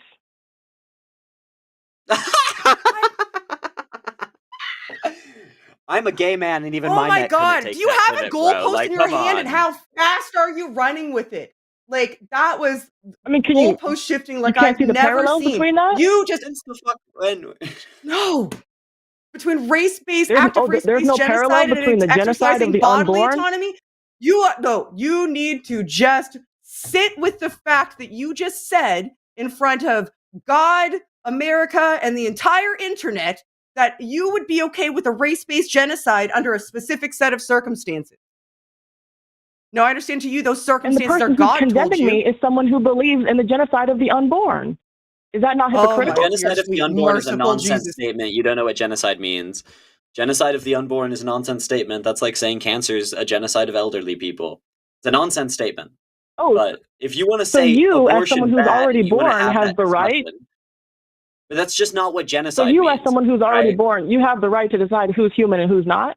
Is that what you're saying? But once again, this is No, just you're someone not the who's one not who's born saying is you have not the right to human? decide who's human and who's not. I'm not the one committing any genocides on a. Yeah. Jesus Christ. Also, talk about arrogance, Well, right? Like, you're supporting a real genocide. Oh, you're Okay, getting wait. You're getting All you've done This is is say that hilarious. I'm supporting a You don't know hypothetical what one. genocide means. You're just using this word because you're like genocide bad, therefore genocide abortion, right? You can say it's murder. Oh, well, then you can say it's enlighten me, Will. widespread murder. You can say it's really bad. That's just not what the word means. Then enlighten me. Okay, I think it's really, really, really deeply irresponsible to use a word like this, right? It's not my responsibility to educate you on, like, when you're extraordinarily offensive. But genocide does not apply to age. It applies to race, ethnicity, religious group, or national group. So on one of those 4 characteristics can you commit a genocide. So if I said all the, like in history, it's been all the Armenians, all the Christians in this area, right? In whole or in part. Abortion does not do that, right? Some whack-ass pro-lifers say that it's a genocide against, African Americans, which is, if you know the history of pro-life movement, fucking laughable, considering actually the pro-life movement is the one that originated from racism. But anyway, so they try that. If that's the argument you want to have, let's have that argument, because that will be funnily wrong. But if you're just saying abortion, widespread killing, therefore genocide, right, you're disrespecting the huge amount of actual genocides that actually exist in the world today and in the history past. Okay, well, since you refuse to actually define it, I pulled up the actual definition of it. And the definition of genocide is, and I quote, no, because you were being disingenuous, so I'm going to actually pull up the definition. And it says that the deliberate killing of a large number of people from a particular nation or ethnic group with the aim of destroying that nation or group. And so what abortion is, by definition, is the intentional killing of the unborn. Fetuses are human beings. They have human rights. Is there a nation of unborn? Is there an ethnicity of unborn? They're a Do you know people what group. these words mean? They're a people group, sir. Read over it. You said I was being disingenuous. Read your sentence. It said a group. It literally said the deliberate killing of a large number of people. It says a group. It says or group. No, That's what the definition says. Sentence. I'm dyslexic here, right? And I can read that sentence and know what's being said. And read it to me slowly. No, you don't. Read it to me slowly then.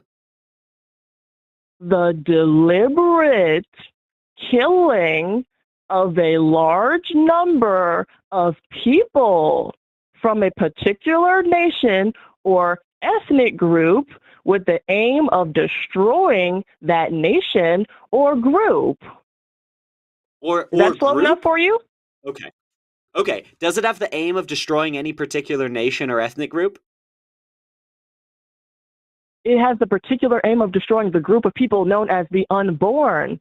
Is that a national or ethnic group? Is that a national or ethnic group? I don't know how many circles we have to go in, but I can run, baby. I'm a track star. Are fetuses a nation or ethnicity? You are prejudiced against the unborn. Are you saying there is a nation of fetuses?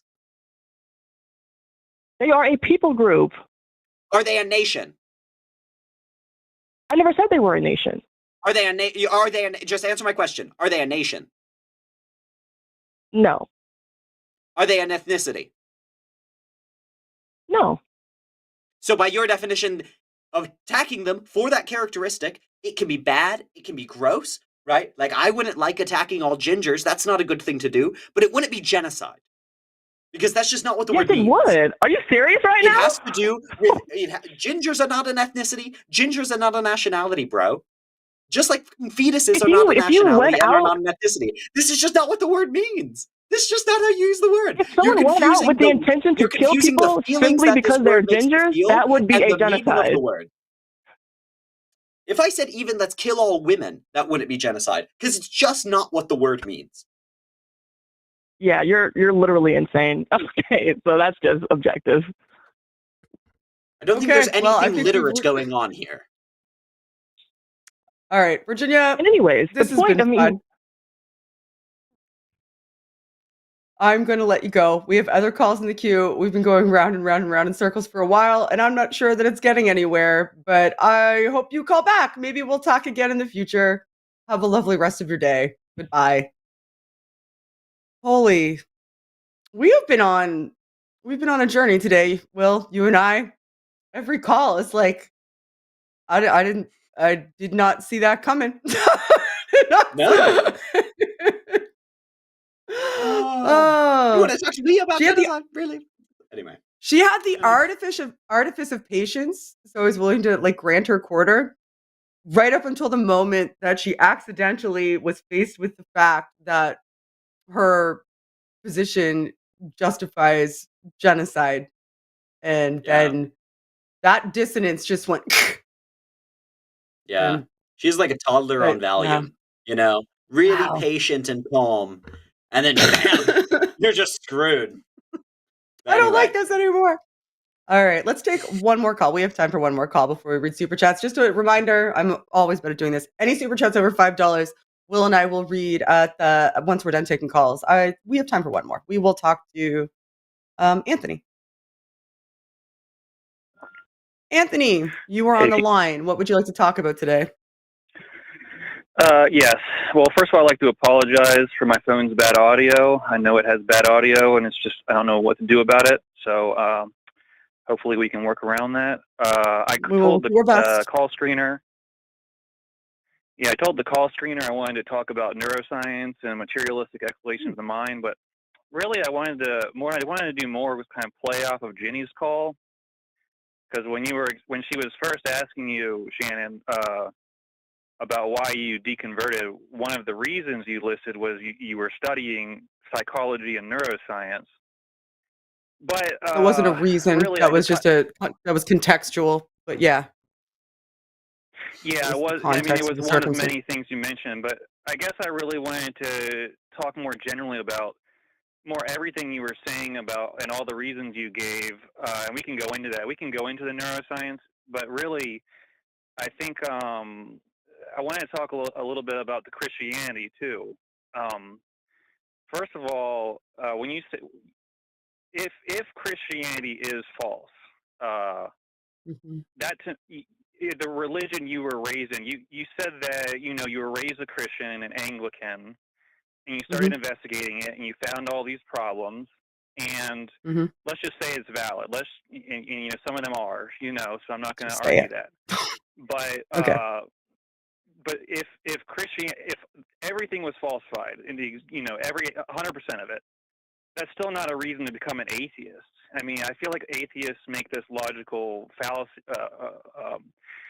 Have this logical problem when they say, okay, the religion has been falsified, therefore there is no God. Do you kind of see the problem with that? I see the problem with it generally, but I've reconciled myself with that problem. When I'm deconverted from Christianity, I didn't immediately become an atheist. I actually I do what most of us did. And I was like, define myself as spiritual, and I looked at Buddhism, and I did all the stuff that deconstructors do. And I'm sure this is ringing true to a lot of people who deconstructed. It was a process that took years and years and years. And I didn't just be like, okay, well, Christianity is not true. That means there's nothing. I wasn't ready to do that just yet. What finally put me to the point that I would say that I was a hard atheist would be that I don't think that there's a viable definition of God that doesn't have so many internal inconsistencies that it renders itself to be nonsense or is so general and generic that it's useless and doesn't actually impact me at all, even if it were true. And none of it is falsifiable or could be tested. So whatever looks like evidence for most of it is actually just some sort of like anecdotal emotional investment into desiring to believe. So that's what led me to be an atheist. I don't think that there is anything like a God that is feasible, and whatever definitions don't have those internal inconsistencies that render them nonsense are just so innocuous that they're functionally useless. And any type of God like that would not want or desire or even be capable of desiring a personal relationship with anybody. So it just wouldn't matter, and you couldn't prove it anyway. So that's what led me to be an atheist. It wasn't just, I'm not Christian, therefore I'm an atheist now. Although that is fair. Some people do that because, and whatever, that's their journey, but that wasn't mine. You're imbuing that upon me because that story was very like that. I couldn't sum up 10 years of my life in a 5-minute YouTube snippet to answer somebody's question that was just sprung upon me in real time. Oh, that's fair. That's fair. But it is what you said. So that is, and I do know that, or it does seem to. What is what I said? Did I say I was no longer a Christian, therefore I was immediately an atheist? That was your answer to Jenny when she asked you why you became an atheist. You immediately went into the problems you started seeing with Christianity. And I think, okay. Yeah, because I was currently a Christian, so that's part of the journey. Okay, and the question asked by Ginny was, how did you become a Christian? Or how did you become an atheist? Right. Obviously, the first and most significant step on that, which took up the thrust of the answer, was, well, how did I stop being the biggest block to being an atheist, being a Christian? Yeah, which is fair. I mean, I guess like we're going around in circles. It's a nuanced point. If you didn't hear the final little step to my, no longer believing that any God exists at all or is plausible, it could be a product of the fact that conversation went down about 700 different rabbit holes almost immediately after, and I didn't feel like it was beneficial to incorporate it. But I am telling you now, so you can take that for what it's worth. That's very fair, and I just wanted to put that out there because a lot of atheists, what they do is they constantly focus on the problem with Christianity, and they say, "Oh, look, there's problems in the Bible. They can't prove this or that. Therefore, there's no God." And I see that being done constantly, and it kind of sounds to me like that's kind of what you were doing, but you weren't. You were just couldn't say everything in a short period of time. But the reason I wanted to start there is because it is something that it's a trick that atheists play. Well, what atheists do, what other atheists do is inconsequential to me. You're having a conversation with Will and I, so I don't really care what other atheists do. Yeah. Are these atheists in the room with us right now? Like, what are they telling you? Like, first of all, I don't know any atheists like that, like except for like Reddit trolls. But that's also inconsequential. Like, it doesn't really matter. Yeah. We wouldn't agree with that argument. A lot of people use Reddit. And if every atheist but me had all the worst reasons, that still wouldn't change my position.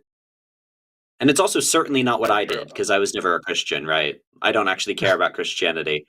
If I was going to be religious, I'd be Muslim. I've said this on like a huge number of occasions. Oh, that's interesting. Or that. Sorry, go ahead, Anthony. That's a really strange thing to say. But all right, well, let's go into Christianity then, because Shannon, a lot of the things you were saying about it, the criticisms, I think are based on misrepresentations of Christianity that have admittedly come from Christians themselves in many cases. And I think one of them is the inerrancy You think the synoptic problem is a misrepresentation that comes from Christians? Well, it's not exactly that specific point, but a lot of what happens is, okay, Christians say the Bible is this perfect book that was essentially like written by God through human authors. And I never thought that. I was an Anglican. Anglicans don't hold to an. I mean, you're assuming I had a position I didn't have. I was an Anglican. Like, for example, like I always believed in evolution. It blew my mind when I found out that, and I believed in deep time. Like when I converted or deconstructed and discovered the internet, I was like, whoa, people think the earth is 6,000 years old. People think that every word in the Bible is like completely, whoa. I was raised in a tradition that allowed for subjectivity. So if you're addressing me, I don't think that you fully understand where I was coming from to begin with. And I was raised by a bunch of ex-Christian hippies, so that sounds awesome. The Anglican Church would say that there's different ways to interpret the Bible, but I'm sure they wouldn't say that there's actual errors in the Bible, would they? They probably wouldn't say. They would say that the Bible was God's word, but it was written through the hand of humans, like inspired humans, and therefore, if there are some errors and inconsistencies, then that's just because of the fact that he was doing it through people, and people are fallible. The Anglicans quite famously thought there was one major error. That's why they left. Yeah, that's right. Obviously, they think there are errors. Yeah, Henry thought that he was committing adultery because he slept with his brother's wife, and that he should be able to get a dispensation from Catherine of Aragon, from his marriage to Catherine of Aragon, and therefore he split from the church. Anyway, I know that stuff, but so okay, sorry, I'll let you get to your point, Anthony. Sorry, somebody said something about Anglican history, and I got excited. Yeah, well, in any case, I think that part of the problem is that this idea that has been put forward by Christianity for a very long time traditionally, that the Bible is inerrant, is actually a misrepresentation that allows skeptics to attack a straw man that never should have been that way. So I think that the people who wrote the Bible, the books within the Bible, even in the Old Testament and the New Testament, didn't really think that they were just recording events as they were, and they were, even in the Gospel of Luke, it says, he was looking around, he found all these different sources, and then that's the testimony he's giving. He didn't say, like, this is a perfect transcript of everything Jesus said, and I know this for a fact because I'm an eyewitness. He just said, this is the sources I have, this is what I know at this point. And then said he was writing an orderly account, and most people think he was a companion of Paul. So well, maybe, but so when you go to like the number of people at the tomb, you're talking to me like I don't know the Bible. No, you do. I'm not saying you don't. I'm just saying when Luke's sources he probably looked at a source that said, there are this many people at the tomb. And it differed from whatever sources that Matthew and Mark and John were using. But and so you don't think any of them were eyewitness accounts then? You don't think any of the Gospels were eyewitness accounts? No, actually Matthew... You said they were using sources. You don't use sources for your own eyewitness testimony, right? Like if you're asking me if I witnessed a car accident and you say, hey, Shannon, what did you see? I don't say, 1 second, let me look at my sources. I'm going to recount what I saw, right? Well, so you're just admitting that they're not eyewitness they're not eyewitnesses, right? Yeah, they're not. The Gospels, they're not. So Luke was cool. So how do we know that Jesus said anything that he said, or did anything also, that they he claim did? to be. Well, hold on. And they themselves claim. Luke doesn't. So, yeah. I believe Matthew and Mark did. First of all, sorry, I don't want to interrupt. What were you saying? No, you're good. It's like if you're I'm sorry. Go on. You're good. Yeah. So it's irrelevant. First of all, you don't have to be an eyewitness to accurately. So these sources probably came from eyewitnesses. So Mark, we know it's hearsay. We believe Mark. So it's hearsay, and you don't know the actual source. You just use the word probably. So that means you have no idea what the actual source was. Okay. You don't. Are you going to say something about the Q document or something? I'm not. Well, I could, but okay. We know. So there's a very not very well-known Christian historian named Papias, and he lived in the early part of the second. He lived in the early part of the 2nd century, and he recorded that Mark was an interpreter of Peter. So Mark. So he lived in the early part of the what century? When did Papias live? He lived in the early part of the 2nd century. Okay. When did Jesus die? He was about. I'm trying to get there. Papias said that Mark was the interpreter of Peter. and this was about 100. He said this about 100 years after the lifetime of Jesus Christ, and that Right. Matthew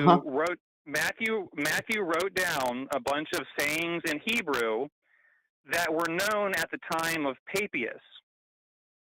So those sayings, Then why were the Bible? happened Why was his gospel written in Koine Greek if he was writing down Hebrew sayings in Hebrew? because it was obviously because it was translated at some point and the original Hebrew was lost. Obviously, because probably sources, like you can hear a lot of the words that you're using, right, to describe this. Yeah, like that makes sense. Though, this is a story where you're saying if I posit all of these things, then I can get to the point that I can believe it's an accurate eyewitness account. But in order to get to the point that I can believe it's an accurate eyewitness account, that I have to say probably, maybe, referred to sources 200 years later, a guy who was in no place to know what was going on said that Peter who doesn't have a gospel. We have nothing from Peter, by the way. We have nothing from Peter. The only thing that we have that even references Peter is Paul, the Apostle Paul, going to visit Peter. And he doesn't even say what Peter said to him. All he says is he added nothing to my gospel. That's all we have. So we know Peter existed, and we know he was ahead of the church through historical documentation. We have absolutely nothing written from Peter. So you expect me to believe that your story makes sense from Papias 200 years later, or 100 and some years later. The Papias says Mark wrote it. Let me finish. The Papias said Mark was writing stuff down that Peter was telling him in Hebrew, but then the gospel was in Greek. And it's the most sparse gospel also, by the way. Mark is the most sparse gospel. That was written in Greek. I am not quite done. But that Paul, who wrote the most shit down, who was writing letters to everybody, had access to this shit that Mark was writing down and referenced it 0 times. It would ultimately end up becoming the Gospel of Mark. It would be the gospel. I am not done. It would be the Gospel of Mark one day. It was available because Peter had a scribe that was writing things down in Hebrew, and Paul went to visit him and had access to these Gospels and used them not one the fuck at all, referenced them 0% of the time, incorporated them into none of his letters. But I'm supposed to believe that because 100 and some years later, some guy who said that Mark was probably maybe a scribe that wrote some stuff down for Peter, that means that he wrote the Gospel of Mark and that it's Peter's firsthand account, even though it doesn't name him, it names Mark? No, thank you. Mark, hold on. All right. Can I'm I done. go? First of all, when it comes to the Greek, you should know that in about the year 400 A.D., Jerome, who was a church, father, whatever you want to call him, translated the Vulgate from the Hebrew. So he said this. So we know the Hebrew versions of these Gospels existed up until so that the we year know 400 years later that there were Hebrew versions of the Gospel. Yes, we do, because Jerome was our earliest versions. Like if you look at the fragments, you seem to know your stuff, right? If you look at the fragments, the earliest copies of the Gospels that we have, what language are they written in? The earliest copies of the Gospels that we have, what language are they written in? They're in Greek, and there's a reason for that. Okay, I'm trying to explain to you, but you keep interrupting me. Is the word probably, maybe, or 300 years later going to come up? Explain to me how Jerome could be translating from the Hebrew if these in the year 400, we know he lived in the year 400. If these documents didn't exist, how was he translating from them? Because the tradition was circulating for hundreds of years at that point, and Christianity was becoming a well-followed movement, and there was all kinds of people that were writing down what they believed during that 300 and some year time span, probably in more languages than just Greek by that time. I'm saying the original documentation that we have that is contemporary is in Greek. And you're saying, well, 400 years later, there was Hebrew versions. So you're saying, why did they translate them into Greek? They translated them to Greek because it was the universal language of that time. The Hebrew versions lasted at least at least up until the year 400, because Jerome made extensive commentaries on the Hebrew versions. They were lost sometime after that. So that's indisputable. What does that have to do with anything? All that proves is that sometime between when the church was formed and 400 and several hundred years later, there was well-circulated copies of the gospel in Hebrew. That's literally the only thing you're proving right now. Yes. So and I agree. The point Fine. is these things existed. There were people who knew Hebrew and they knew Greek, and they translated them. Jerome is one of them. He's one of the most famous people in the year 400. So I don't think he's tracking what you're proving, Anthony. The contention is that, okay, yes, there were Hebrew versions. No, you have zero evidence that those are the original versions. Whereas we have strong evidence that the original versions were in Greek. Okay? But the point is, we know that they existed up to a certain time frame, and then they were lost. And I think these particular translations in Hebrew, the fact that we lost translations in Hebrew still does not prove that they are the original translations. Even if we accepted every single thing you said at face value, it would not conclude in your conclusion.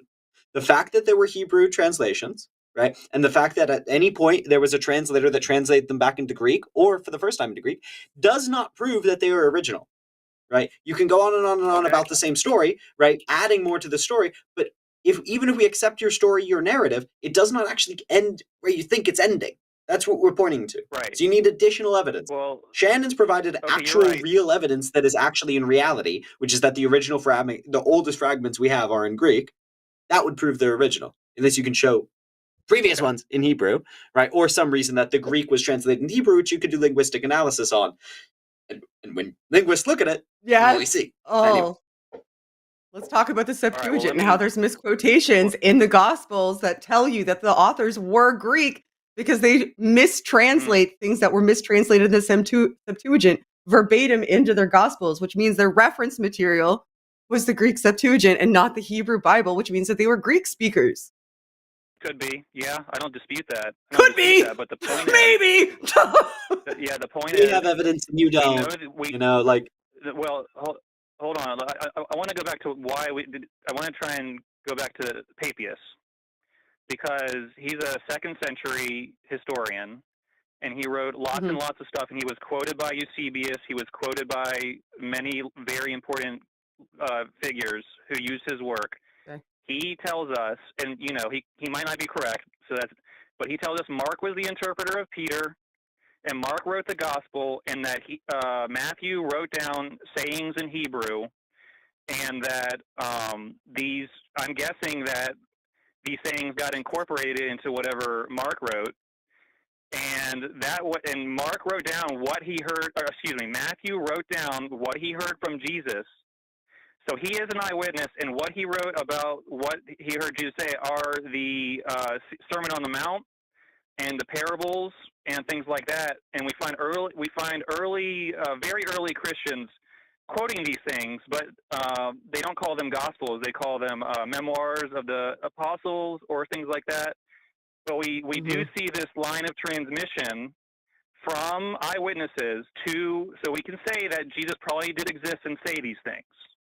It's not 100%, but there are valid historical reasons to think that we do actually know some of what Jesus said. Do you think either of us are arguing that Jesus' existence? I don't care. I legitimately don't care if he did or didn't exist. I think that the probability that there was an apocalyptic creature named Jesus roaming around at that specific point in time that garnered a following is, reasonable enough that I'm willing to just accept it on probability. Like, I don't care. I'm not a mythicist because none of it actually matters to me. I don't believe that he resurrected. I don't believe that he was God. And I don't believe that the Gospels are firsthand accounts of his life and teaching. Well, I think that they are myth building. Does something have to be first-hand to be true? Like, can someone not know George Washington directly, but gather information about him and put down if the only reference you have to this person's existence and teachings and claims of divinity and witnessing of his divinity are 4 little books written 2,000 years ago, you would anticipate, and they were named by those people, then you would anticipate that you would want it to be firsthand accounts, not hearsay framed as a firsthand account where they're all copying each other. We haven't even started talking about the synoptic problem, where you can see the legend building take place. You just I know what the synoptic problem is. I disagree. Aware of what the synoptic problem is. Mark wrote the gospel, the sayings of Matthew were added to it, and therefore, in Matthew, we do have a first-hand account of the words of Jesus. You asked me, how do we know what Jesus said? Or you said something along those lines. Well, there is actually a line of transmission that you can argue Papias was just making things up, but so you're saying that they're not first-hand accounts then, right? So they're not first-hand accounts. They are first-hand accounts according to They are first-hand accounts that copy each other almost verbatim. They know. That's what you're saying. You're saying it's totally okay. Matthew, I think he's misunderstanding what a first-hand account is. Okay, well, Mark, if there's a line of transmission, it's not a first-hand account. That's a second-hand account. Saying that's fine. It's a recounting. It's somebody else saying, true, I though, right? heard. Okay, if there's it still could be true. Sure. It still could be true. Sure. But it lowers the probability that it's true. It's not good evidence. Listen to me for a second, Anthony. I need to hammer this point home. I'm swinging around this little stick. Listen to me for a second. We'll go back to the car accident analogy. So let's say that somebody says, Shannon saw a car accident. This is what she saw. Is that better? There's problems with first-hand accounts too, but we won't get into that. I don't think we have time. But if somebody says, Shannon saw a car accident and this is what she saw and told you, you have probably a reason to believe that maybe I did see a car accident, if you know the person, depending on the context, and maybe that is what I saw. But you hearing from that person is not as good as hearing from me, right? Because you can get firsthand information of me. The evidence of what I saw is better coming from me, correct? Right, okay. So what you're saying, it could still be true. I will grant you that. It could still be true. It could be verbatim. They could have nailed it. But it's not as good. You'll admit that, right? It's not as good. Lowers the probability. Lowers the probability of accuracy. It actually does it pretty drastically psychologically. If you read a lot of Elizabeth Loftus' work, you just should. I mean, that's your opinion. Each person will have to decide. It's not my opinion. It is scientific fact. First-hand accounts corrode almost immediately because our memories aren't great. And once we start to recount them, we start to kind of rebuild our memories in our mind as well. So what I actually witnessed I can be primed. Like there's a really famous study that Elizabeth Loftus did. It's one of the best ones. You should go look at that if nothing else. She showed people a car accident, a wide variety of people a car accident, the same car accident. Everybody saw the same car accident. And she asked them all one question with one word difference in each question. One group was asked, how fast was the car going when it bumped into the other car? The next group was asked, how fast was the car going when it smashed into the other car? And the last one was asked, how fast was the car going when it collided or something that was neutral? The ones that had the leading language, smash versus bump, all vastly overestimated the speed the car was going, even though they all watched the same thing that the other group did. It was a many standard deviations difference in the disparity and what people were recounting of their own firsthand account. And when they started to tell that story to other people, they exaggerated, potentially even more when they were recounting, because they were building that memory as they were recounting. Okay. So there was a car accident, that is how things get corroded over time. So what you're saying to me is that in order to adopt what you're subscribing to, I have to believe that they were the firsthand accounts of people, 4 separate firsthand accounts. They copied each other, but there's a reason they copied each other that has to do with chain of custody of these accounts, because they aren't actually copying each other. They they were not copying fucking each other. were copying each other verbatim. No, let me Matthew copied explain Mark it to you again. verbatim, Let me explain it to you. People still had the Let me same explain including idea. how he met Jesus. All right, let me Verbatim. explain it to you again, because you've got this. I stuck don't in need your you to head explain it to because me. of, one more. Let me try one more time. Based on the historical record we have, Mark wrote the gospel. He wrote the framework of the gospel. We don't have a historical record that Mark wrote the gospel. Yes, we do. It's Papias said exactly that. He said Mark was the interpreter of Peter's You said that you Papias said that He's- Mark was writing down some Hebrew phrases for Peter. That's what he said. No, listen. All right, listen again, because you're getting it wrong. This is what Papias said. It's in fragment 6. There are 10 fragments we have of what Papias said. It's all in fragment 6. Papias said that Mark was the interpreter of Peter, and that he wrote the gospel based on what he heard Peter saying as they were evangelizing. That's what Papias said in the early 100s AD. Papias also said that Matthew wrote down sayings he heard from Jesus in Hebrew. So my theory of what happened is that no one copied each other. Mark wrote the gospel, and then somehow at some point, I doubt it was Matthew himself, what he wrote down got added to Mark's gospel as the sayings of Jesus, and it all became like the Gospel of Matthew, even though Mark wrote the original. So yeah, I guess you could call it Let me read you something copying, from a biblical scholar on Papias. It is interesting that Papias tells a story that is recorded in our Matthew, but tells it so completely differently that it appears he doesn't know Matthew's version. And so when he says Matthew wrote Matthew, is he referring to our Matthew or some other book? No, Recall he's that the not. gospel he refers to is the collect. I'm not. This is from Bart Ehrman. I was like, I'm just going to go look up so that I'm not just taking. Okay, so you're presenting what your subjective version of this is. But it seems to me that there's some contention amongst the scholars that what you're saying is something that's generally accepted. No, this is what Because it sounds like when actually, Papias is talking about Matthew, what he's talking about is completely inconsistent in what we see in Matthew in a multitude of ways. Yes, that's true. So, yeah, that's true. So okay, yeah, I agree. But right? Hold on. It's true, but that's your reference. Your reference is Papias saying that no, I'm not missing anything. You just got called out. You were saying I'm not listening or I'm not understanding, and I'm telling you that I'm reading what Bart Ehrman wrote about this specific topic, who I trust more than you because he's actually a well-known scholar on this topic. And what he's saying you affirm, which is that what Papias tells about Matthew and writes about what Matthew says is so incongruent with the Gospel of Matthew that it doesn't even seem like he's familiar with the Gospel of Matthew. It's so different. And you're saying, well, yeah, right. But that means that it is a firsthand account. Or at least some chain of custody of a firsthand account. So by the time it got to Papias, it was so corrupted. How did we get our version that was the version is Papias' version corrupted, or is it the one in the Bible? Which one?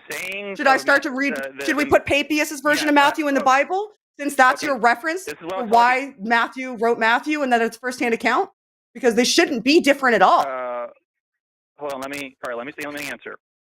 So yes, you are correct. The gospel. This is why I was talking about inerrancy. If you hold to inerrancy, I can't go this route. But once you give up inerrancy, yes, Matthew did not write the version of Matthew that we have now. It's very different from what Papias' firsthand account that you're referencing that says it's evidence for that Matthew still is a firsthand account is also different from Matthew. So you're going to have to get rid of that apologetic that's evidence that it's a firsthand account, because what Matthew he's referencing is so vastly different that it's not even recognizable as the Gospel of Matthew according to the scholarship. All right, you're going to have to think so that about apologetic this maybe later. Gone.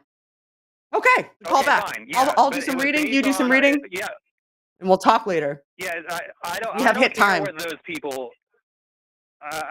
Okay, well, you're wrong. There is firsthand account. Okay, well, I just read you what Bart Ehrman said, and you agreed with me.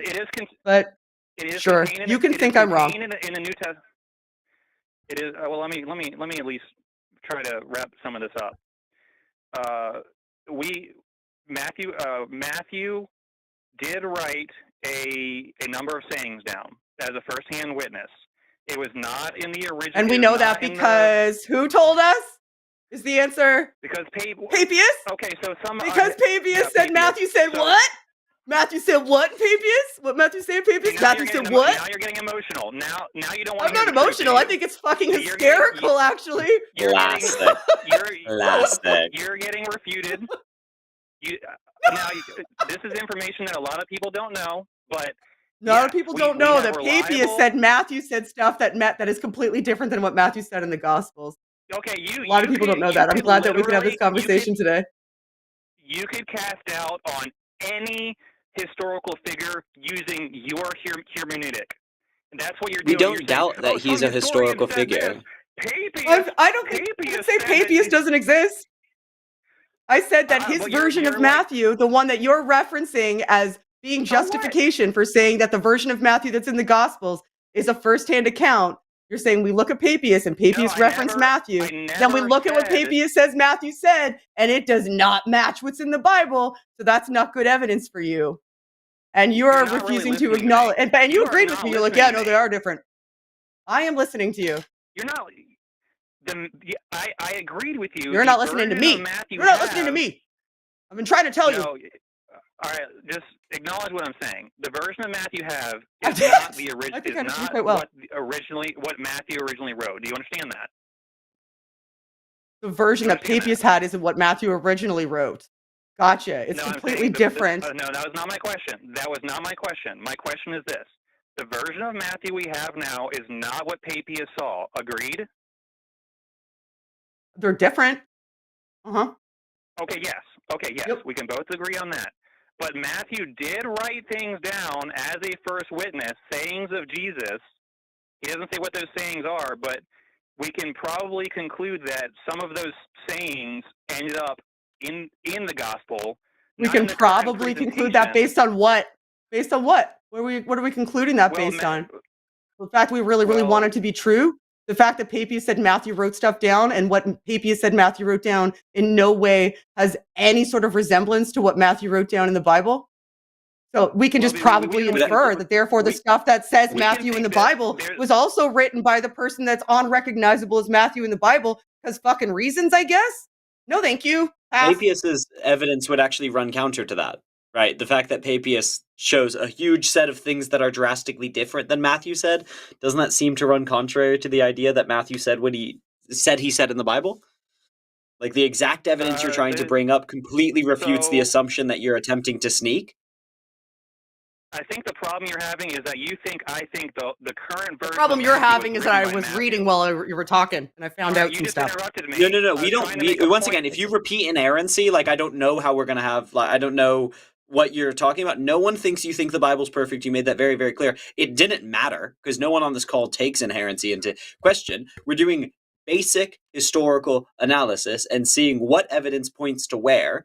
The evidence you've brought up, even if we accepted what Papias said at face value, once again, none of us historical scholars, I don't really care, does not support what you're saying because you're trying to sneak in the premise that the current Matthew at all resembles what the original Matthew said by pointing to what Papias said, which is that it was a first-hand account, but the first-hand account that Papias provides is in contradiction with the exact assumption you're trying to sneak without any evidence. No. So the only evidence you've brought contradicts what you're saying, and the assumption you want us to accept has no evidence, except for the contrary evidence that you brought.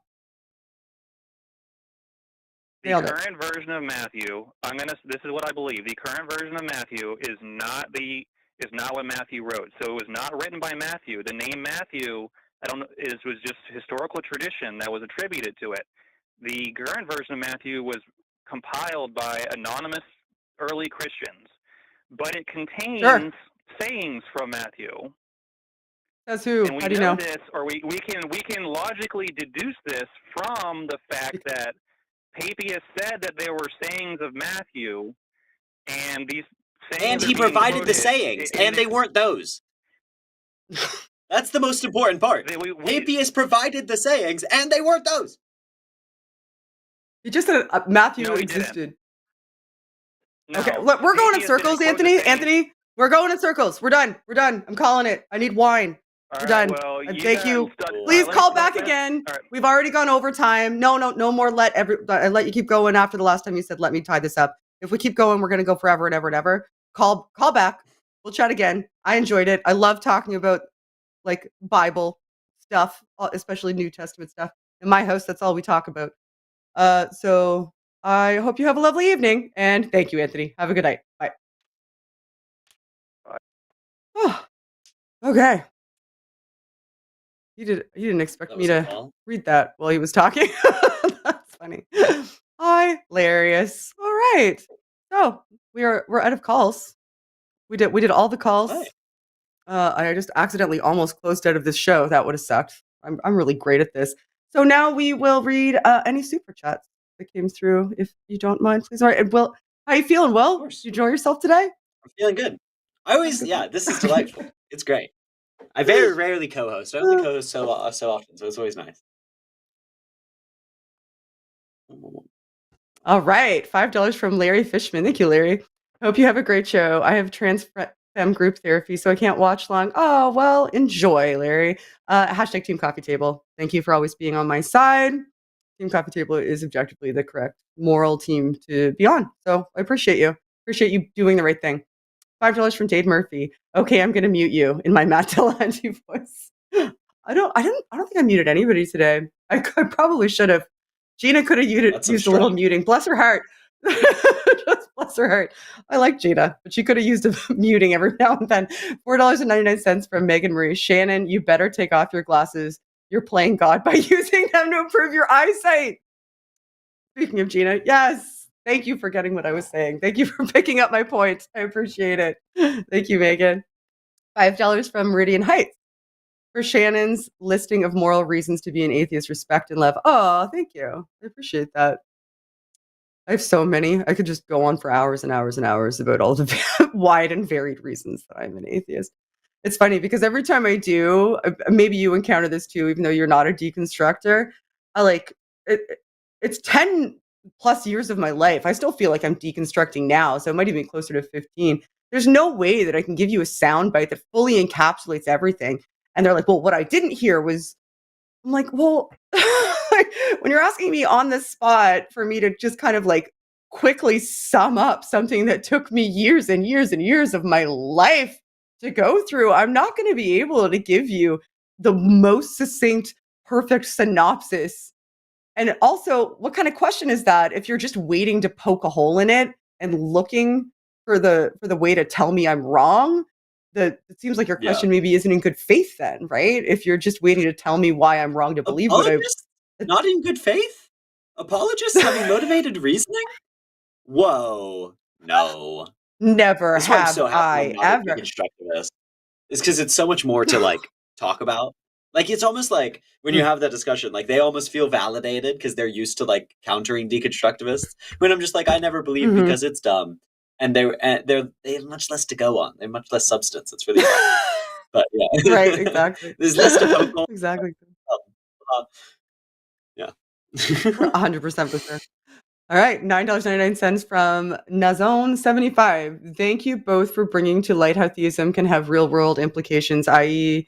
the authenticity happening today in Palestine. Will please share your TikTok? Yeah, take the opportunity to direct anybody who tuned in late to where your TikTok is. Please, Will. It's Will's backup.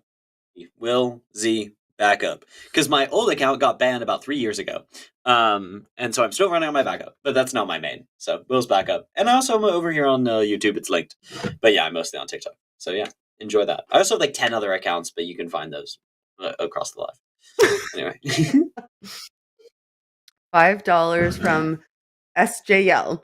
I hate the term ginger. Ginger is yellowish, not red. Chipotle would make more sense. Us redheads can be spicy. That is funny. That's objectively hilarious. That's Apologies for my examples, everyone. I love gingers. I love women. Will promises he's not trying to kill any of the women or the gingers. We'll see if we believe you. Certainly not all of them. We seem suspect. Certainly not just a few. We can pick off a couple. Nobody would probably mind. Yeah. $5 from Vincent King. Aldo, allowing abortion does not mean that you're forcing people to get them. Babies will be born. Go coffee table yourself, Jimmy. Yeah, that's the thing. Like when she was talking about genocide, I'm like, if you expand the definition that she was even trying to use, which is people group, and you classified babies as a people group, that would be tantamount to saying that allowing people to have the choice whether or not to have abortion would mean that everybody would just immediately choose to have an abortion anytime they got pregnant, and there just wouldn't be any more pregnancies. Yeah. Like that, and that seems wild to me. Like the way that they use that terminology is allowed, they just want it to be like this visceral, immediate reaction by using a word that people know is bad. But the hilarious thing is that we actually proposed to her, like, if God says commit a genocide, would that be good? And she said yes. Like, immediately. Immediately. Yeah, they want to be morally Immediately she evocative said until yes. we actually press them on their morals. It's crazy. It's crazy. I know, but we're the ones with the problem. And I'm like, I'm in a moral system where I can just say that that's wrong unilaterally across the board, and there are no circumstances. And that's not bad. But I mean, what do I know? Sort What do I know? $5 from the Raven 200. Virginia's call was hella whack. Gross and dishonest. Divine command theory is evil. Agree with that. Jimmy, go take an Arabian face buster by Sabu through a coffee table. I'm assuming that's a wrestling move. I feel like that seems like a wrestling That sounds like to me. $9.99 from CW. Great show, Shannon and Will. So glad to see you both together again. Team Coffee Table. Team Coffee Table. I'm glad Will's back too. I've managed to indoctrinate him into thinking it's a good idea to keep doing this stuff. And now he thinks it's his idea. It's the beauty of my master plan. I'm like, yeah, Will, this was your idea. Real gas. $10. Right. $10 from ZQ's. Gina was all over the place. I've heard that embryo light before. Yeah, the embryo light thing. We didn't get a chance to explore that because we went so far off the rail. I've never heard that before. Scientists confirmed zinc was released by placing an egg in a solution that releases light when zinc is introduced. Media sensational. Okay, well, I mean, that checks out. Interesting. But no, she said scientists can't prove it though, so you're probably wrong. $5 from Monkey at Typewriter. Anthony having the feeling of jumping out of an airplane, pulling the cord, and seeing a bunch of pots fly out of the backpack like theist Wile E. Coyote. Yeah, I don't think Anthony thought that I was going to know anything about the Bible. I think that his apologetics kind of count on being ill-informed. Sorry, go ahead, also, Will. like, Papias, like, is known. If you've ever spoken to an apologist, like, I had known of Papias before. I'd heard this argument before because he was wrong, but also, like, apologists only have, like, 5 points. So, like, this is really unknown, like, mythos. Like, no, it's not, bro. Like, it's just not. Yeah. It was funny. And also, it's kind of well known that Papias had some, like, kind of wackadoodle ideas that even within the church they thought were a little bit, which is why most of what he said wasn't really adopted into the canon. He was like, he survived, so he's referenceable. But at the time when he was contemporary, people were like, "Yeah, buddy, I don't know about that." $5 from Monkey at a Typewriter. Anthony, let me explain again. Translation: people who understand don't argue with me. Right? I like that. I like that. Also, Anthony interrupted tons more tonight. I wonder why. Someone in the chat said that when you talked, you didn't interrupt as much. And I didn't notice that, but it could be the case. Given the now you're being emotional woman in the call.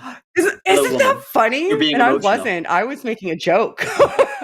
Making a joke because I thought it was hilarious. But I'm a woman, so I must have immediately been like, my feelings are hurt because I don't understand complex things. I'm gonna get mad instead. That's what I'm known for. My rampant irrationality and constantly getting emotional. All right. $10 from Jordan. Gosh, I hope I pronounced that right. I'm so sorry if I didn't. You guys have dealt with today's call so well. Awesome stuff. Thank you. I think so too. Today was fun. Will's always one of my favorite people to host with.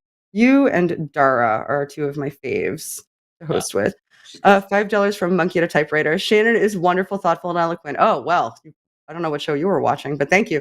But on this, we will never see eye to eye. Coffee tables are Satan's junk drawers. I will die on this hill. Well, there's somebody in my house who would just vehemently agree with you and is probably clapping in another room somewhere. That's funny. Thank you for the $5. You guys are funny today. From Peyton Dooley, $10.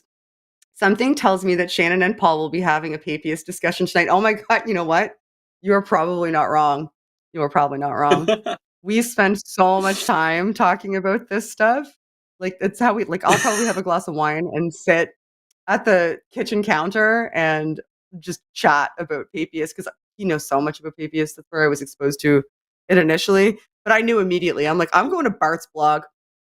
That's my go-to because Bart blogs about everything, and his blogs are like really, really, really robust, and they cover like so much stuff. So I was like, I'm just gonna go to Bart's blog, and immediately right there, he was just like, They are. Weinstein apologetics is the best. Like, it's great.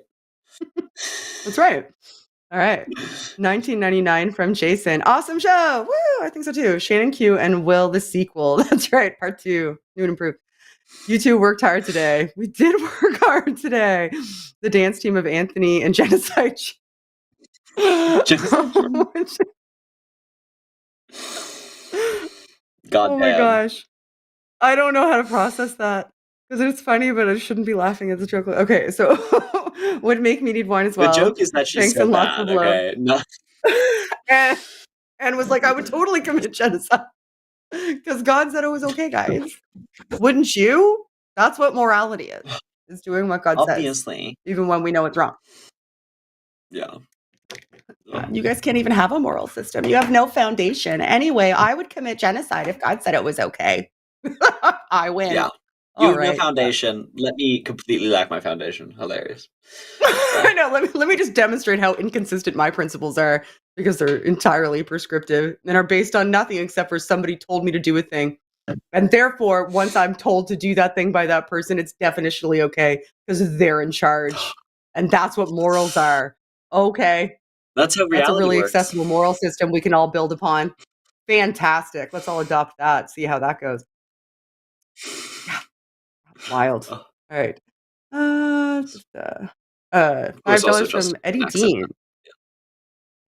Oh, I'm so sorry. What was that? You cut out for me there, Will. You missed at the very end. They said justice for Nex. Which do you know what's going on with that? I'm so sorry. I don't know what that is. No, I have no idea. Explain it to me. There was a non-binary person. I believe they were non-binary. They might have been transmasc. That was killed, and it was found to be. I believe the person who killed them, or it was ruled to be a suicide at the time. But it was after extraordinary harassment, bullying, and I believe physical intimidation, if I remember the story correctly. But yeah. Oh my God. So disgusting situation. I'm so sorry for their family. Absolutely justice for Nex. I'm sorry, I didn't know what that meant, and thank you for educating me. Okay. And yes, absolutely justice for Nex. I'm sorry I didn't read that. I am trying to be less terminally online these days, so I'm not reading as much as I used to. So because stuff like that makes me out of my mind, right? Like just watching what's going on in reality is. We all only have so much energy. As I'm very quickly finding out after being sick for like 4 months, literally just being out of energy with anything. So yeah, absolutely. It takes a lot more editing than people realize, for sure. $5 from Eddie Dean. Shannon Q, can you explain what unconditional positive regard means to you and why it isn't practiced during conversations with callers on the line? Unconditional positive regard. I'm going to have to go with what I assume you mean, which is that I unconditionally assume people have positive motives and continue to extend that throughout the conversation. I tend to, if you will listen to the conversations I have, start off very welcoming and open, tend to remain pretty welcoming and open throughout, and get to a point sometimes where I feel like people's dishonesty or lack of ability to actually engage in the conversation and desire to instead just preach at me means that I have to kind of like shift gears. So if you're asking why I don't just roll over and allow anybody who's having a conversation with me to kind of take the wheels of that conversation and me passively be a recipient of the things that they have to say, the answer is 1, I don't want to. 2, that's not the point of this. And 3, not everybody deserves that that treatment. So, yeah, I'm not sure. It looks like it's like a psychology term. Looks like it's used in psychotherapy. I studied I'm not a therapist. Never was. Never will be. Never tried to be. and there's all different kinds of psychology. So, Yeah. so I think sometimes people assume because I have a psychology degree that they can say any psychology thing, and I'm just gonna like an encyclopedia be able to throw it out. So maybe it is a psychology thing. I don't know. From Monster in Head, you've got to chop out that bit of Bible conflicts. A torrent of little gotchas. Strong delivery. Good job. Thank you, Monster in Head. Appreciate that. Yeah, that's funny. You know what Apocrypha is? Let me explain it to you. I know. I know what the Apocrypha are. $5 from Monkey at a Typewriter. Thank you again, Monkey at a Typewriter. Shannon tonight. Hey, Paul, have you heard of this guy, Papias? Paul dies laughing. Oh, I know he's heard of Papias. We've discussed Papias in the past. Paul dies laughing. Loves seeing Will back. He's like a smooth bass to Shannon's lead. No, Will can lead on his own. The problem is that I have an overbearing personality. He probably would do a better job in most regards than I would, but I never shut the fuck up. And he's just kind enough to. On my own lives, I have whenever I do a co-host with like one of my good friends, there's always like with co-hosting you try and like back and forth, but when it's on my live, like the understanding is like I'm just gonna talk over her. Like I just will always. Like I'm like is the only reason that we're able to co-host is because like she understands what she's getting into when she co-hosts with me on my live. She's like, yeah, I know that he's just going to like he's just going to speak over it. Like when he thinks he has something important. Like she's a delightful debater, Miss Kenzie, is who I debate with all the time. And she's just like, I know that he values what I'm saying, but I know that he just will not shut up. So that's where we are. But yeah, on here, obviously. You're my Kenzie. Yes. Well, I appreciate you recognizing that I will never shut the fuck up. And I appreciate you being here, and I hope you come back again. Hopefully, I'll convince you to think it's your idea to come back again one day in the future.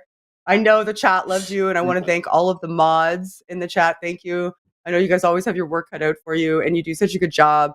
And I would also like to thank our call screener today, who is Dragan. Thank you so much for doing such a good job with all of the call screening today. We had some great calls, and you did a really good and thorough job, and we super appreciate you. Thanks to our producer today, who is American, who is infinitely patient with all my bullshit. And I always appreciate that. And thank you, first and foremost, to my guest, Will, for being here today with us on the line. And as always, everyone, help elevate the discourse. Yay! Now we're going to look at patrons on the screen. And my fun game that I play is I keep talking, and we see how far I get along before the stream ends when I'm like either mid-sentence or mid-word, because I can't just sit here awkwardly in silence.